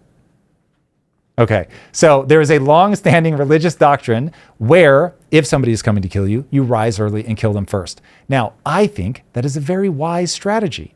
So the fact that they are doing a strike, if there is real reason to believe that these people are coming, and because you're doing it before the troops end up getting there, now they don't have to respond because there were no casualties. So you destroy a base, you stop them from doing the thing, you let Turkey know, hey, we're watching, we have good intelligence, we know what you're about to do, and we're stopping you, and you're doing it in a way where nobody has to escalate. So from where I'm sitting, if that's all real, that's a very wise strike. It's a very wise policy that I would understand any country having that policy, including against the US. Because if you think that the US is coming to kill you, I get why you'd be like, hey, hold the phone. Now, the catch is if you're not smart about the way that you handle that and you force a response, things can get out of hand very quickly and they can escalate into madness, which is exactly the risk that Israel takes every time they do this shit. And they just keep building a reputation because it becomes unfalsifiable. They're going to say, we had the evidence. The other side's going to say, that's bullshit. And then you run into this thing where whether it's true or not, Israel begins losing that credibility on the global stage. So they have to be very careful. Now, Israel is well aware that on the global stage, that they are losing a lot of friends, losing credibility. People are turning against them in a very aggressive way. But that triggers all kinds of human responses. Again, it's not an Israeli response. It is a human response to go, yeah, you hate us, well, fuck you. And so they're going to back into that corner, and it will be couched by most people in diplomatic language of we have a right to protect ourselves and all that, which of course is true, but you just have to factor like the changing landscape, which makes it harder and harder for your allies to go to bat for you, which will make it more and more an isolated nation, which they're not in a great region of the world to be an isolated nation. So this stuff gets complicated very fast. Welcome to a multipolar world. It just is what it is. I feel like Israel's never beaten these allegations. I understand October 7th, but we're going on 2 years, and I feel like they're milking it. What, people are coming after us? Yeah, like this is like their fourth attack on another sovereign country in search of proxies, terror. I don't know. Here's the thing. I don't even know what the cover story is anymore. Now it's just Israel's allowed to bomb people, and it's cool because it's Israel. Don't say nothing. That we're long past that. We're long past that. But no one is saying that. The tide has shifted. The tide has shifted. This is the fourth bombing. Yeah. They're going to do it. They're going to say it. All of that. But there's no universe in which people are now saying it's Israel, so we just can't say nothing. Everybody's saying something. Everybody's talking shit. Like these guys are isolating themselves because people are not here for it. It doesn't even matter anymore if it's true. The tide has changed. The world is going against them, and that's where they're at. And so now they've got to figure out, am I going to double down, get stronger, attack more people, more preemptive strikes, blow people up, entice people to come into the fight, which is one of the things that has to be said. A possible strategy is that this is Netanyahu. I'm out over my skis here, but this is Netanyahu possibly saying that, okay, I've got an election coming up. I can either find myself turned into a war criminal, or I can stay in power by being like, oh my God, like we just got attacked by Turkey. We got to do something. And so you want to make sure that you keep the guy that's going to be tough on all this stuff in office. I'm out over my skis. But that is a potential take on this. I'm not the only one floating that as a potential here. So that's a real thing. But it from where I'm sitting, it is not hard to figure out what the narrative is here. The Israel is absolutely despised by a large sect of the Muslim world. Okay? It's not everybody. There are no monoliths. But they are despised by a large sect of the Muslim world that would like to see them removed completely.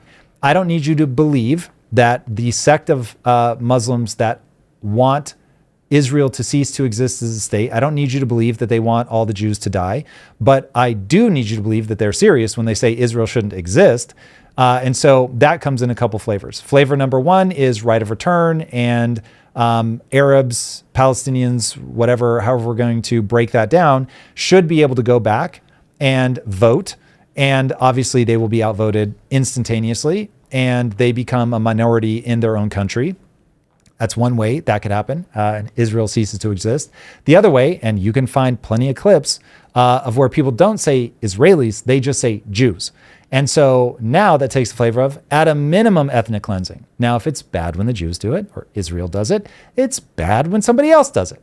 So that's where I'm just like, hey, you would expect them to defend themselves. So don't be shocked that they're going to, no matter who tells them that they don't have the right to exist, they're not going to be like, okay.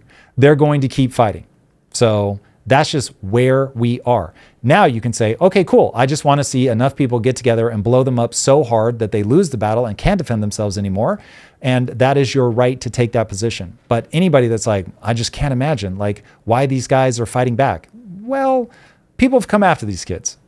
Historically, they've got a history of people coming after them. So yeah, there you have it. And we can and probably will go deeper and deeper onto the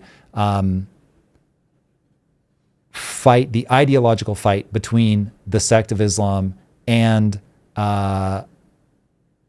going against Israel, and the tangential ways that anti-Semitism finds its way into this more. In fact, we have it on the list of things. So if you want to pull up, the Mark Ruffalo. I haven't seen a tweet go this viral in a long time, since they changed the X algorithm, where you used to see Elon Musk getting numbers like this all the time. Now Elon struggles to get 5 million views. So this has 27 point something million views. 7.6.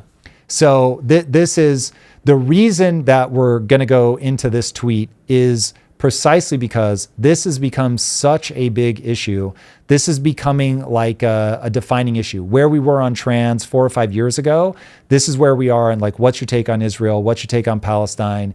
Where it's like so many of a person's views will just slot into place. Like if you just ask them that one question, it's like, okay, cool. I know where you're at on the spectrum. So I don't know what happened that led up to this tweet, but here's what Mark Ruffalo... I agree.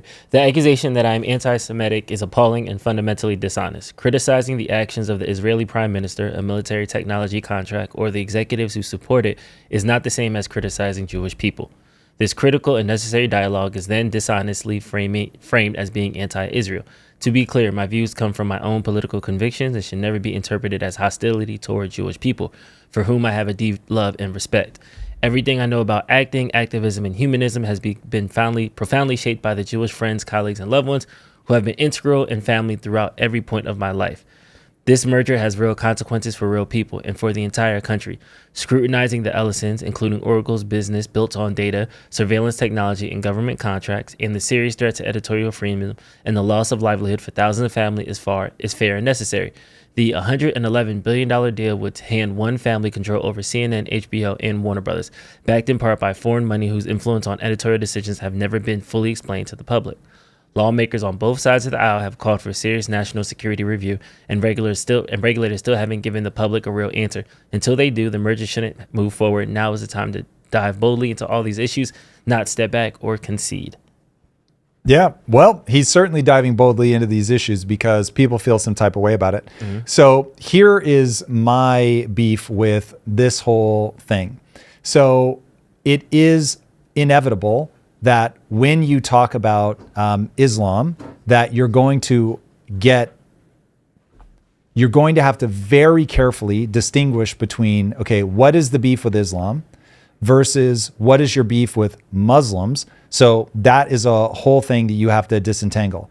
The same is true when you start talking about this. When you're talking about Israel, you're talking about the Ellisons, you're drawing you're making a point of the fact that, and I don't know if he said, hey, this is a Jewish family, or he just said the Ellisons, we really need to look at this, and there was a heavy implication of something like that. But clearly for him, he's tying what's going on in Israel and all the questions that he's got there with the merger. And so people are like, hold on a second. If this really had nothing to do with them being Jewish, then where's your animosity for the number of kids in Africa that are being sold into slavery right now, which I plan to do a deeper dive on that because I've started collecting links on this. It's really terrifying. There's images of, this is the reporting. Maybe there's some other reason these kids were in sacks, but I certainly can't fathom what that would be. But the reporting was, hey, these kids that are in sacks are being sold into slavery. They're all Christian kids. There was another one where you see these kids that are bound up, being marched, and it says these are Christians being sold into slavery. So you've got Christians being attacked and killed. Mum's the word about that, right? Nobody's talking about it. You've got Christians being in multiple locations, supposedly being sold into slavery. Mum's the word about that. So it's like people are like, hold on a second. We've got real problems when we see a quote unquote genocide in Palestine because it involves the Jews. But when you have Muslims killing Muslims, nobody says a word. And when you have Christians being killed, nobody says a word. But when you've got the Jews pressing, bombing Palestine into oblivion, now all of a sudden we're upset about that. So it's like, if Mark Ruffalo were covering all of this and he was like, listen, these are the crimes against humanity that I'm tracking, great. I don't think people would have a credible way to say that this is somebody who is more interested in this one because it happens to have Jews in the mix. But if he is basically just going on about that, now we've got bigger issues. And you see that all the time, is this one issue becomes the thing that people talk about instead of this actually being about a broader respect for life or a group of people being targeted and killed. That's where people start saying, hold on a second. There's some tie to the fact that this has to do with Jews, and that needs to be investigated and talked about. I was just going to say, I think a big difference in this is we're funding the genocide in Gaza. And so I think that's why like something like South Africa, while it's still bad, doesn't get talked about as much. That's what a commenter said. And I do agree with that. I think we have more of a direct hand in Israel's actions than what's going on in South Africa right now, or wherever you said. Okay, so if that's true and we dropped aid to Israel to zero, you think people would be like, all right, cool, done. No, there'd still be a ton of issues. I also think, and I don't So hold think on, you're because doing- that takes your point and says, yeah, that's not really it, which is what I would say. That's not really it. Well, we have a direct hand in it. They're still our ally, like, right? Even if we're not giving them the money. But if that were true, then we would only see people in America complain. But we don't see only people in America complain. So this is a far broader complaint set than just people here, right? I'm talking Mark Ruffalo, though. Because you were saying, why didn't Mark Ruffalo talk about these other things? What I'm saying is this is not a Mark Ruffalo problem. Yeah. The reason this went hyper viral is this is becoming one of the defining issues of our age, where no matter what country you're in, people want to know what you think about Israel. And the Israel-Palestine conflict stands for something. And I'm saying we've got to figure out what the Israel-Palestine thing stands for, because I don't believe that the evidence is there to support that this is about we don't like to see people killed, because we're very conveniently ignoring a lot of other people dying in a lot of other places at like pretty gnarly levels. And we just turn a blind eye to that. And we're talking about numbers that are way higher than what we're seeing in Palestine. I think, let me jump in real quick. I think there's two things. So if this was a debate, that would be a whataboutism. And I think when you always default to whataboutism, that's not a position of strength. Because I think you have to whatabout, because whatabout will reveal your values. No, because the thing is, I can pull up a Mark Ruffalo tweet about him criticizing Sudan. I could pull up a Mark Ruffalo tweet about him being mad about drones, but nobody else cared about it. And I think the reason why Israel is being pushed to the forefront is it supports other narratives across the world that are being pushed by the West. For example, we need to have a firm fist against Muslim. So every Israel conquest is Israel fighting back against radical Islam. That's why every time Robinson retweets it, because that helps his personal cause in Ukraine and the UK and the things that he's trying to do. So if we're talking about people dying in lives, I don't think this Mark Ruffalo talks about Israel, he should also talk about all these other places. He has talked about those other places. If you're talking about on the global scale, why Israel is always in the middle of the conversation is because the U.S. put Israel in the middle of the conversation when they established Israel in the middle of the Middle East. And since that point there, it's now our proxy west. Because we're all over the map. So the U.S. didn't establish Israel in the Middle East. If The you were Rothschilds gonna, did. The West. I'm using the U.S. as a proxy for the West. okay, that already to me starts weakening the point. So we have to. Well, I can start at the beginning and lay them all out and take them one by one. Well, so give me your thesis first, so that I know what we're actually arguing. My thesis is Israel is a collective representation of other issues. So that's why Can we're you pushing define that. what those other issues are? Fighting back against Muslims, why the West is the dominant culture that should be in the Middle East, and it's a proxy for the U.S. and the UK back in the day before we split with Trump in that region. Okay, so let me try to boil that down to one idea. The West has created a problem in the Middle East that never should have been created. And so people are very angry about the West's continued involvement in the Middle East. The West has created a proxy in the Middle East that should have never been created. And that is why they're having the issues that they are having today. Okay. I wouldn't say problem, I would say proxy. Okay, so you don't think this has anything to do with Israel. This has to do with the West creating a proxy. And if the West had created the UAE as a proxy, let's just say, that people would react exactly the same. It's the connection of Israel to the U.S., to Ryan's point. The reason that people care about Israel is because of its connection to the U.S. It's getting the red carpet treatment by Trump. It doesn't matter if it's a war crime. They aren't held accountable because of the protection of really the US. Specifically, if the UAE, which is a Muslim country, were a proxy of the U.S., and then that people would have just and then did those types of things, did ethnic cleansing against another body, they would have the same amount of heat that Israel has currently today. Yeah. Okay, so if there was beef before any of that, then What? The West creating a proxy. Okay. So if Jews were being killed before the Balfour Declaration, you'd be like, they were. right. So I'm saying it isn't that from where I'm sitting, because there was already tensions there. There was already people being killed. So you're saying there were already Jews being killed. That's not why Mark Ruffalo and this is getting attention, because Christians were being killed for years. Muslims were getting killed for, like, we can keep going back in history and see every generation in every society is getting killed. I learned that from you, that human animals have massacred each other. So yeah, if we can slide the clock, there's always a group of people being massacred and a group of people being treated unfairly. Yes. So so what I'm trying to get to is this beef that's happening right now, is this indicative of I'll call it the Red-Green Alliance, which is where I'm trying to go? Okay. Or is this a proxy war that you're saying this is just political, Tom? This is people are looking at the West being a bully and that's their only beef. What I'll call the Dave Smith argument. And so this isn't... What's the Red-Green Alliance? The Red-Green Alliance is the alliance between left-leaning people that want to see the downfall of Western civilization, pairing up with, call it radical Islam, who also wants to see the fall of Western civilization. They are teaming up for now, as they did in the rise of the IRGC in Iran. And one of the test cases for where you fall on that is your take on Israel, which is an obscenely complicated issue that it's never going to be one thing. But the reason I'm saying this is going viral, which remember, my hypothesis was very simple. This is going viral specifically because the collision of Israel and Palestine represents something larger. Now, I never said what the larger was until just now, but that is the reason I believe this is going hyper viral. Is there is a desire to tear down the West that is getting a bunch of people in America and Europe super animated because so many people want to do it.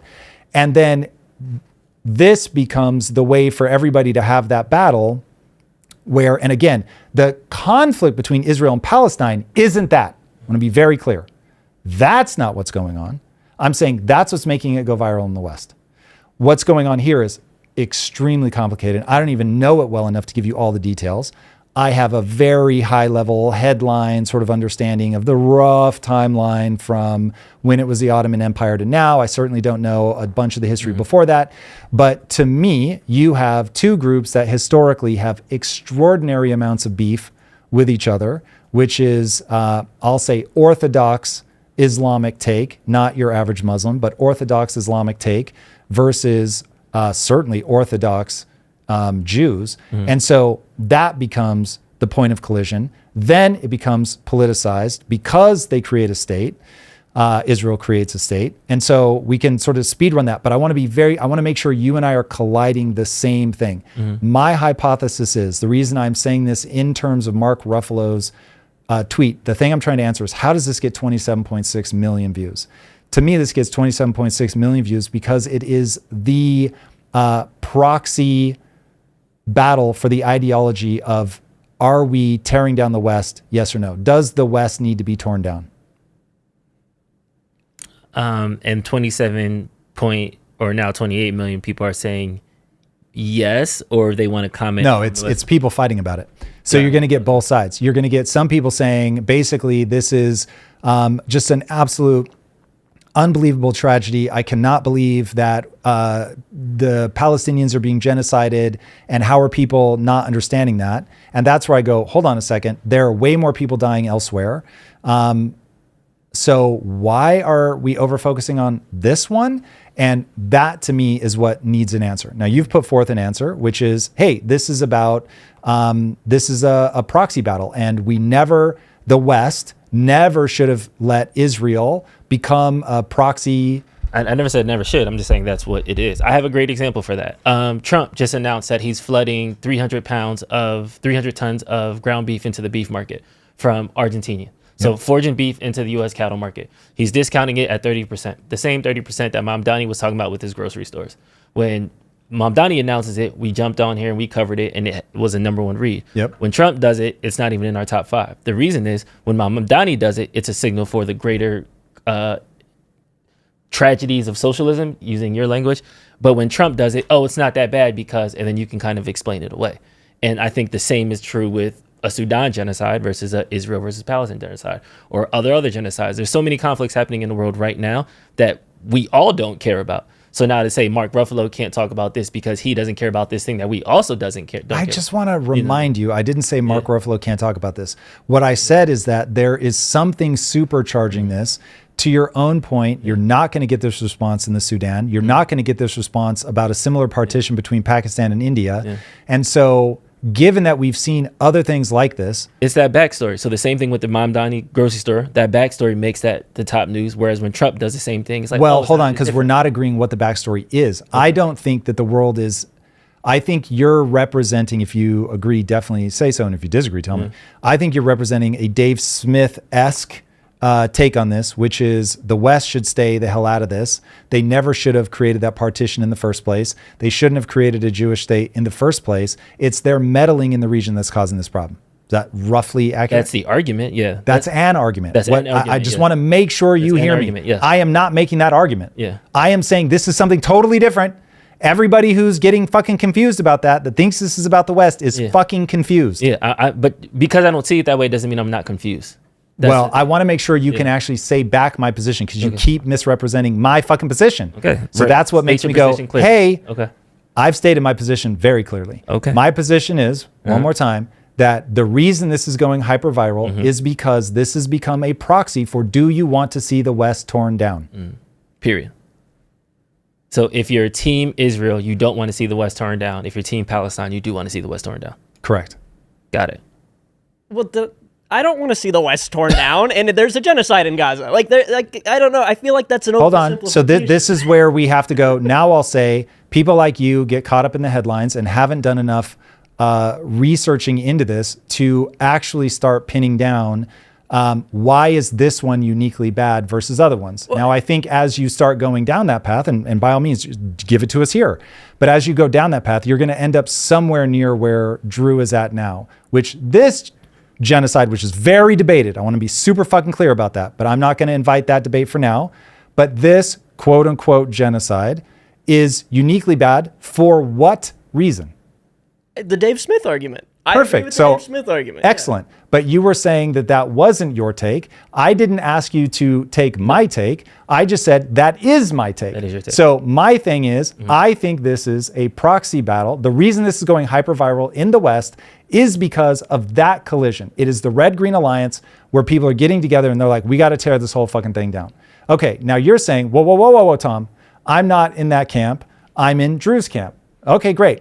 So now it's, I think, as people begin parsing this out, that they're going to see that this does not get the kind of ferocious cultural energy specifically because of the fact that everybody's cool with genocides in other places. They're just not cool with this genocide that you then have to go all the way to, well, it's because the US is involved in this. Now, as we start peeling it out, it's like, why does that matter? And then you're going to say, it's because I'm funding it. And I'm going to say, well, there's plenty of people that are mad about it that aren't funding it. So what are they mad about? And so I think there's a ton of cultural energy here where people who lean left are swept up in the, but this is wrong, this is bad. And they just hear so much language about it's wrong, it's bad. And they don't start drilling under to figure out what's really driving this. Because I'll bring this one up for the 700th time. The island of Cyprus was invaded by Turkey. They cut the island in half, did a far more violent version of what the Jewish people did in the founding of Israel, and nobody's up in arms about that. Because they didn't have TikTok back then. And But that's what I'm saying. So we get to, there's always some reason why people aren't animated about things that like match all the other stuff. But okay, so I'll give you an example of why no one is paying attention to what's going on in Cyprus. right now? Right now, ever. It's never been a big enough issue to push anybody over the edge. Okay. And the reason is that the Greeks aren't shooting anybody. The Greeks aren't blowing anybody up. The Turks aren't running on October 7th. And so everybody just went, we lost or we won, depending on what side of that equation you're on. And they took a diplomatic approach moving forward. So then for me, the question becomes, why isn't that happening in Palestine? How long do you think the Palestine-Israel conversation has been going on your radar? Like, when did it like bubble up? Well, like, was 10 years ago, did people talk about Israel-Palestine? Israel-Palestine specifically? Yes. They don't start calling themselves Palestine until like the 60s or something. I don't know the timeline well enough, but the word Palestine, it was like Philistine. It used to refer to the Jews. At some point, they even... At least from the Bible, they were never the same. No, Philistine was a word used to reference like an area that's now Judea or something like that. Anyway, this is where I am out over my skis. I will not be able to give you the specific answer. I can only tell you on that. All of that stuff is hotly contested. The people who now call themselves Palestinians did not call themselves Palestinians until the 60s-ish. They certainly weren't calling themselves Palestinians when the original Balfour Declaration came about. They, at that time, if I'm not mistaken, were trying to do something that would be akin to a larger Syria now. So it's like there's all of that is for much deeper scholars than I to take in. Where I think we, the three of us, can get today is to, and by all means, if you guys are like, Tom, the reason I brought that up is because George Carlin was talking about the Israel-Palestine conflict in the 90s. Yeah. Like, it's not that... I mean, the 90s was like another one of these regional peaks where it was like, it was on everybody's mind. But you had Yasser Arafat, like, bringing it to the fore, like... So it's not some... I don't want it to seem like there was no genocides, we never cared about it, and then when the DSA is now rising, now we care about it now. So I just want to make sure you're not saying that. What I'm saying is that there are two things at play here. And this is why I'm saying what's happening between Israel and Palestine has nothing to do with what I'm saying now. I am talking about why this tweet is going hyperviral in the US. Got it. Now, the Israel-Palestine thing, I think, is about two religious groups that fucking hate each other. And because the Bible tells them so, they're going to keep killing each other forever. And that the extremists on both sides, and that's as far as I'll go, but the extremists on both sides each want the whole thing. So the extremists in the Israel camp want all of it. And the extremists on the Palestinian side want all of it. Now, to get to the full story about the global issue and what's going on, I don't think you can strip out there's something that I wouldn't even be able to put my finger on beyond what Thomas Sowell has already said about it, about the Jews, that really fucking trigger people. And so there's no way to have this full conversation without talking about religious hatred. There's no way to have this full conversation without talking about anti-Semitism. Really quick, are we still talking about the tweet, or now we're just talking about the Israel-Palestine specifically? So there is the Red-Green Alliance, which is what I wanted to talk about. Okay. I laid out that hypothesis. Yep, I got that one. Now, to take in the fullness of everything, which goes well beyond that, and maybe a better way to say it is, one of the engines of the virality is the Red-Green Alliance, tear down the West. One of the engines of virality is the Dave Smith argument. One of the engines of virality is anti-Semitism. And so I don't have a read on whether Mark Ruffalo is or isn't anti-Semitic. I'll even just default assume he's not. Yeah. But if he doesn't understand that there is rising anti-Semitism the world over, then he's retarded. Every time I talk about Islam, Muslims, I'm like, I know people are going to say I'm Islamophobic because there's rising hatred towards Muslims in the West. There's rising Islamophobia. Islamophobia gets into triggery words. In the same way that there's rising anti-Semitic. Yes, yeah, exactly. Got it. So you have that rising on both sides. And so I'm like, woo, I've really got to be slow. I've got to be careful about what I'm actually trying to lay out. You've got to tease out that there are different constituents in this massive debate. But one of the pieces on the table is certainly anti-Semitism. One of the pieces on the table that I think Dave Smith has done a phenomenal job of arguing is what you guys are saying. And then one of the ones that I don't think it's very hard to get people to talk calmly about is the fact that religion is making these two people hate each other, that culture is driving the different responses, and that if you're not talking about the religious aspect of this, if you're not talking about the honor culture of all of this, you will be eternally confused. We just got fact checked by Super Chat. The Palestinian Citizenship Order in 1925 was a British mandatory law that promulgated the term Palestinian. So people were calling themselves Palestinian as early as.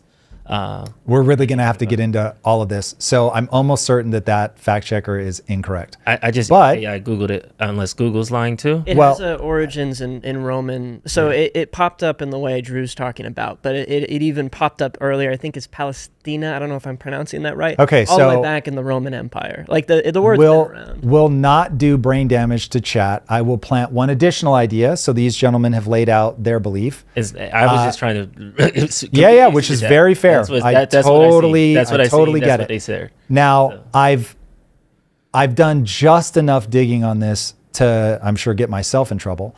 But as you start going deeper, at the time of the Balfour Declaration, they did not refer to themselves in their own documentation as Palestinians. That's a signal. If you look at, on Google search terms, when do you start seeing the use of the word Palestinian in all written forms of communication? It comes super, super late. So for a very long time, this just wasn't a thing that people talked about. Anyway, I'm not a scholar on this, so I'm perfectly happy to have to update my mental model. I'm in the middle of what will be, I'm sure, a very long, slow process of learning all the ins and outs, but I will encourage people to understand you're being propagandized by everybody talking about this. They are oversimplifying what is a very complicated issue. And this wasn't as simple as at the time of Israel becoming a state that it was like, we're Israeli, you're Palestinian. It was more, we are Israeli, you're Arab. And so that was certainly a much clearer divide. So I would there's a lot of weeds to get in here. I am certainly not giving you a full picture, so I would not expect anybody to be like, I see what Tom sees, because Tom is saying, what I know at this point is that there's a lot on the table. This is a very complex issue. It's getting reduced down to sound bites. People are using, I believe, rhetorical tricks to try to make out like there's no anti-Semitism going on here. That does not mean that people talking about this makes them anti-Semitic. It does not mean that Mark Ruffalo is anti-Semitic. But it does mean that we're seeing a rise in anti-Muslim hatred. We are seeing a rise in anti-Jew hatred. And so people need to, when they're talking through this, they need to be very thoughtful to make sure that they're teasing out the different implications, because as we can see from the reaction to Mark Ruffalo's tweets, this is something that is extremely animating for people. Can I throw something on the anti-Semitism note? This is kind of tying back to the Mark Ruffalo tweet. Just to give a picture from what I've seen in the world about this conversation, the anti-Semitism is coming from a small group of people out there who are using Israel's crimes to blame Judaism and get people to be like, we hate Jews. I'm sure there is some of that. But I think, let me ask some calibrating questions. Do you think that there has been a very strange, meaning high amplitude amount of anti-Semitism throughout history? Yes. Okay. Do you think that Jews, for whatever reason, maybe it's their own fault, that doesn't matter for the sake of this question, do you believe that they have been targeted more than any other group in history? I would have to look, but in my gut reaction, what I know in history, yes. Okay. So is it understandable to think, hey, whoa, we've got something happening again right now? Here's the difference there. We are looking at, and we don't have to dive into the whole thing, but we're looking at an ethno-state, or ethno-religious state set up by the Jewish people. They were, mistreated historically throughout history. I'm not ever trying to deny that. But I think there needs to be a distinct separation, which is what Mark Ruffalo is getting at, between Israel and the religion of Judaism, right? Just because you're Jewish does not mean you're a Zionist. And I think that's a big distinction, because what happens is everyone now is going to lump all Jewish people as, lovers of Israel. And then what happens is you start seeing anti-Semitism rising in places like America, because there's a lot of people who do just genuinely hate the Jews for some reason. And so what happens is this is now their excuse to start treating Jewish people like shit because of Israel. I think that there is a lot of that. I think what people are trying to, the sane people that are trying to counsel Mark in a loving way, what they're trying to get across is, hey, be very careful when you're, and I would need way more information on all the comments that led up to this. But what I can infer, which is risky, but what I can infer is that he's saying things about the Ellisons that are triggering some people to say, yo, this feels very, at a minimum, adjacent to you saying there's a problem with them owning the network because they are Jewish. And if they were any other nationality, that you wouldn't be able to get people animated to say pump the brakes on this deal if they weren't Jewish. And because of that, now we're getting into the current massive spike, from where I'm sitting, it certainly seems true, massive spike in anti-Semitism. So at a time where, like if I were to say, hey, listen, El Sayed, like when people started saying his full name, I was like, that's a dick move. They are trying to make this guy feel like an outsider. They're trying to make this guy they're trying to get people who are anti-Muslim to not like him because he's anti-Muslim. Now, there's plenty of reasons to not like this guy for his economic policies. So it's like, focus on that stuff. So if you've got beef with, walk me through specifically what you're worried about with the Ellisons owning it. And if there's like a legitimate antitrust thing or something like that, yeah, cool. Like, do it. But do it because it's the antitrust of it all, not because it's one family that's doing this. It's like, what is the structure of the deal that would create a problem? Now, no matter who owned it, this would be beef. And cool. It is an area where right now, just as I have to be very careful about this topic, knowing that it's going to trigger a lot of people who just are looking for a reason to like any foreigner, that when I start talking about, hey, there are some real issues with what I'll call the Islamic playbook, as very different than being a Muslim, but the Orthodox Islamic playbook is worthy of derision, is worthy of people being like, hold the fucking phone. But if you then just go, first of all, any Arab, that is to confuse it with a race, which it is not. And then second, that there's a huge difference between somebody who is a fundamentalist or orthodox and somebody who is, I don't think they use this word, but I'll say it, like a sort of post-Catholicism reformed version of Islam. Those are very different things. And so when you start looking sideways at El Said, because that's his name, you're running into a similar danger that Mark Ruffalo is running into. That's like where I'm trying to say, like, hey, we got to be real careful because tempers are high on this one.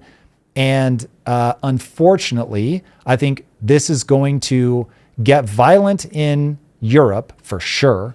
So you can expect actual naked violence between religious on one side and not on the other, but a cultural violence that nobody should want to see. And so because this moment feels so dangerous to me, I'm just like, people need to be very careful. They need to understand sort of what the tangential issues are here, and the overly simplified versions of any of this stuff is going to lead people astray. And so we have to find a way to talk about it that is both intelligible so that we can boil it down to something people can actually hold on to and remember, and at the same time be very aware that there are a lot of people who hate Muslims that are going to jump on a bandwagon. There's a lot of people that hate Jews that are going to jump on a bandwagon. And so we have to be very careful. Cool. Last one.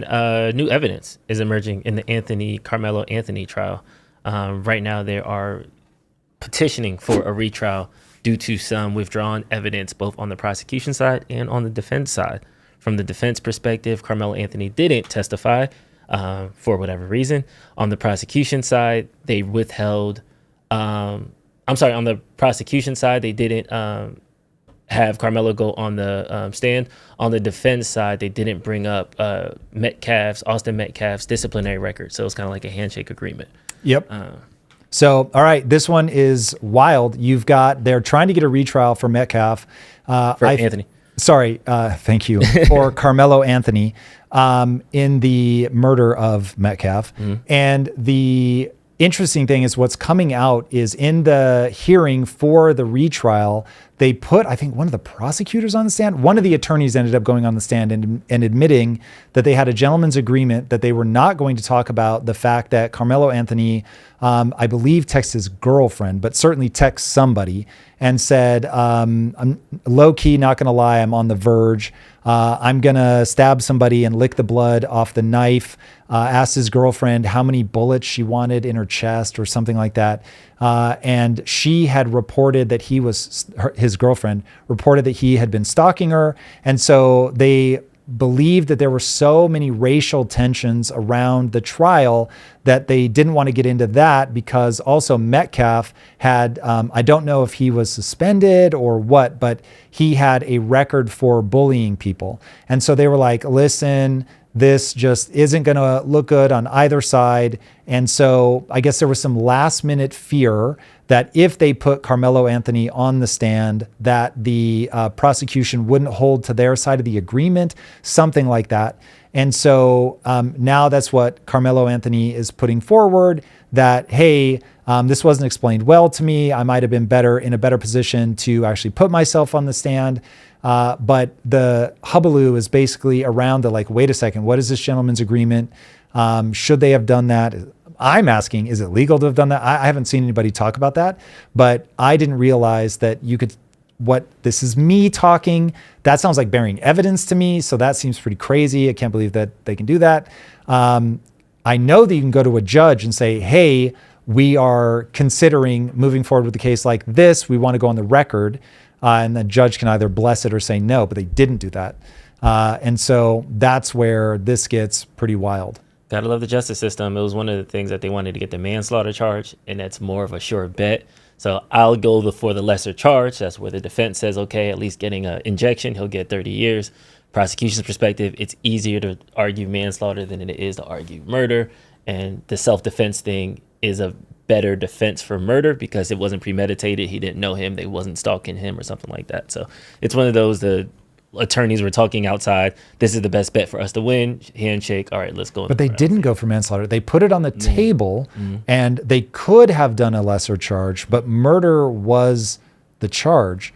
So there clearly wasn't an agreement that, okay, I won't bring this up, but I'm going to go for manslaughter. So I think, and we'll have to dig more deeply, but I think the way that this played out from the attorney's perspective was they were saying, okay, listen, I think we have a better shot of getting the jury to bite on the manslaughter charge if we don't include the text messages where he's talking about stabbing somebody and then licking the blood off the knife, which I would say, yeah, that was a very wise bet, because if that had come out, yikes.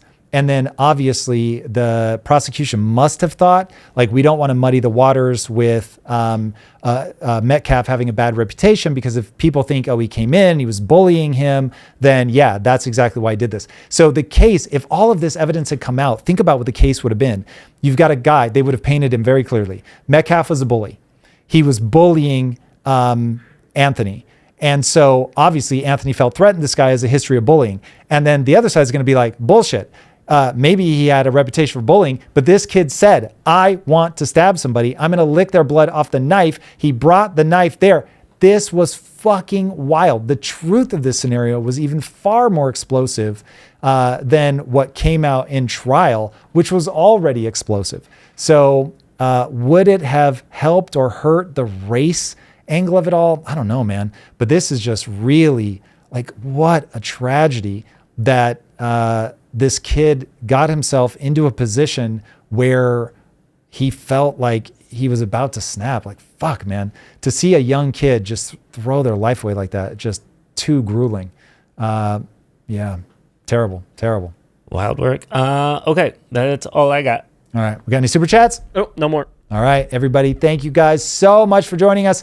We have another AI masterclass. It is coming up soon, and that date is on, there we go, Thursday, September 10th at 1 p.m. Pacific. The link to sign up is in the description. All right, everybody, we will see you on Wednesday. Love you bunches. And until next time, my friends, be legendary. Take care. Peace.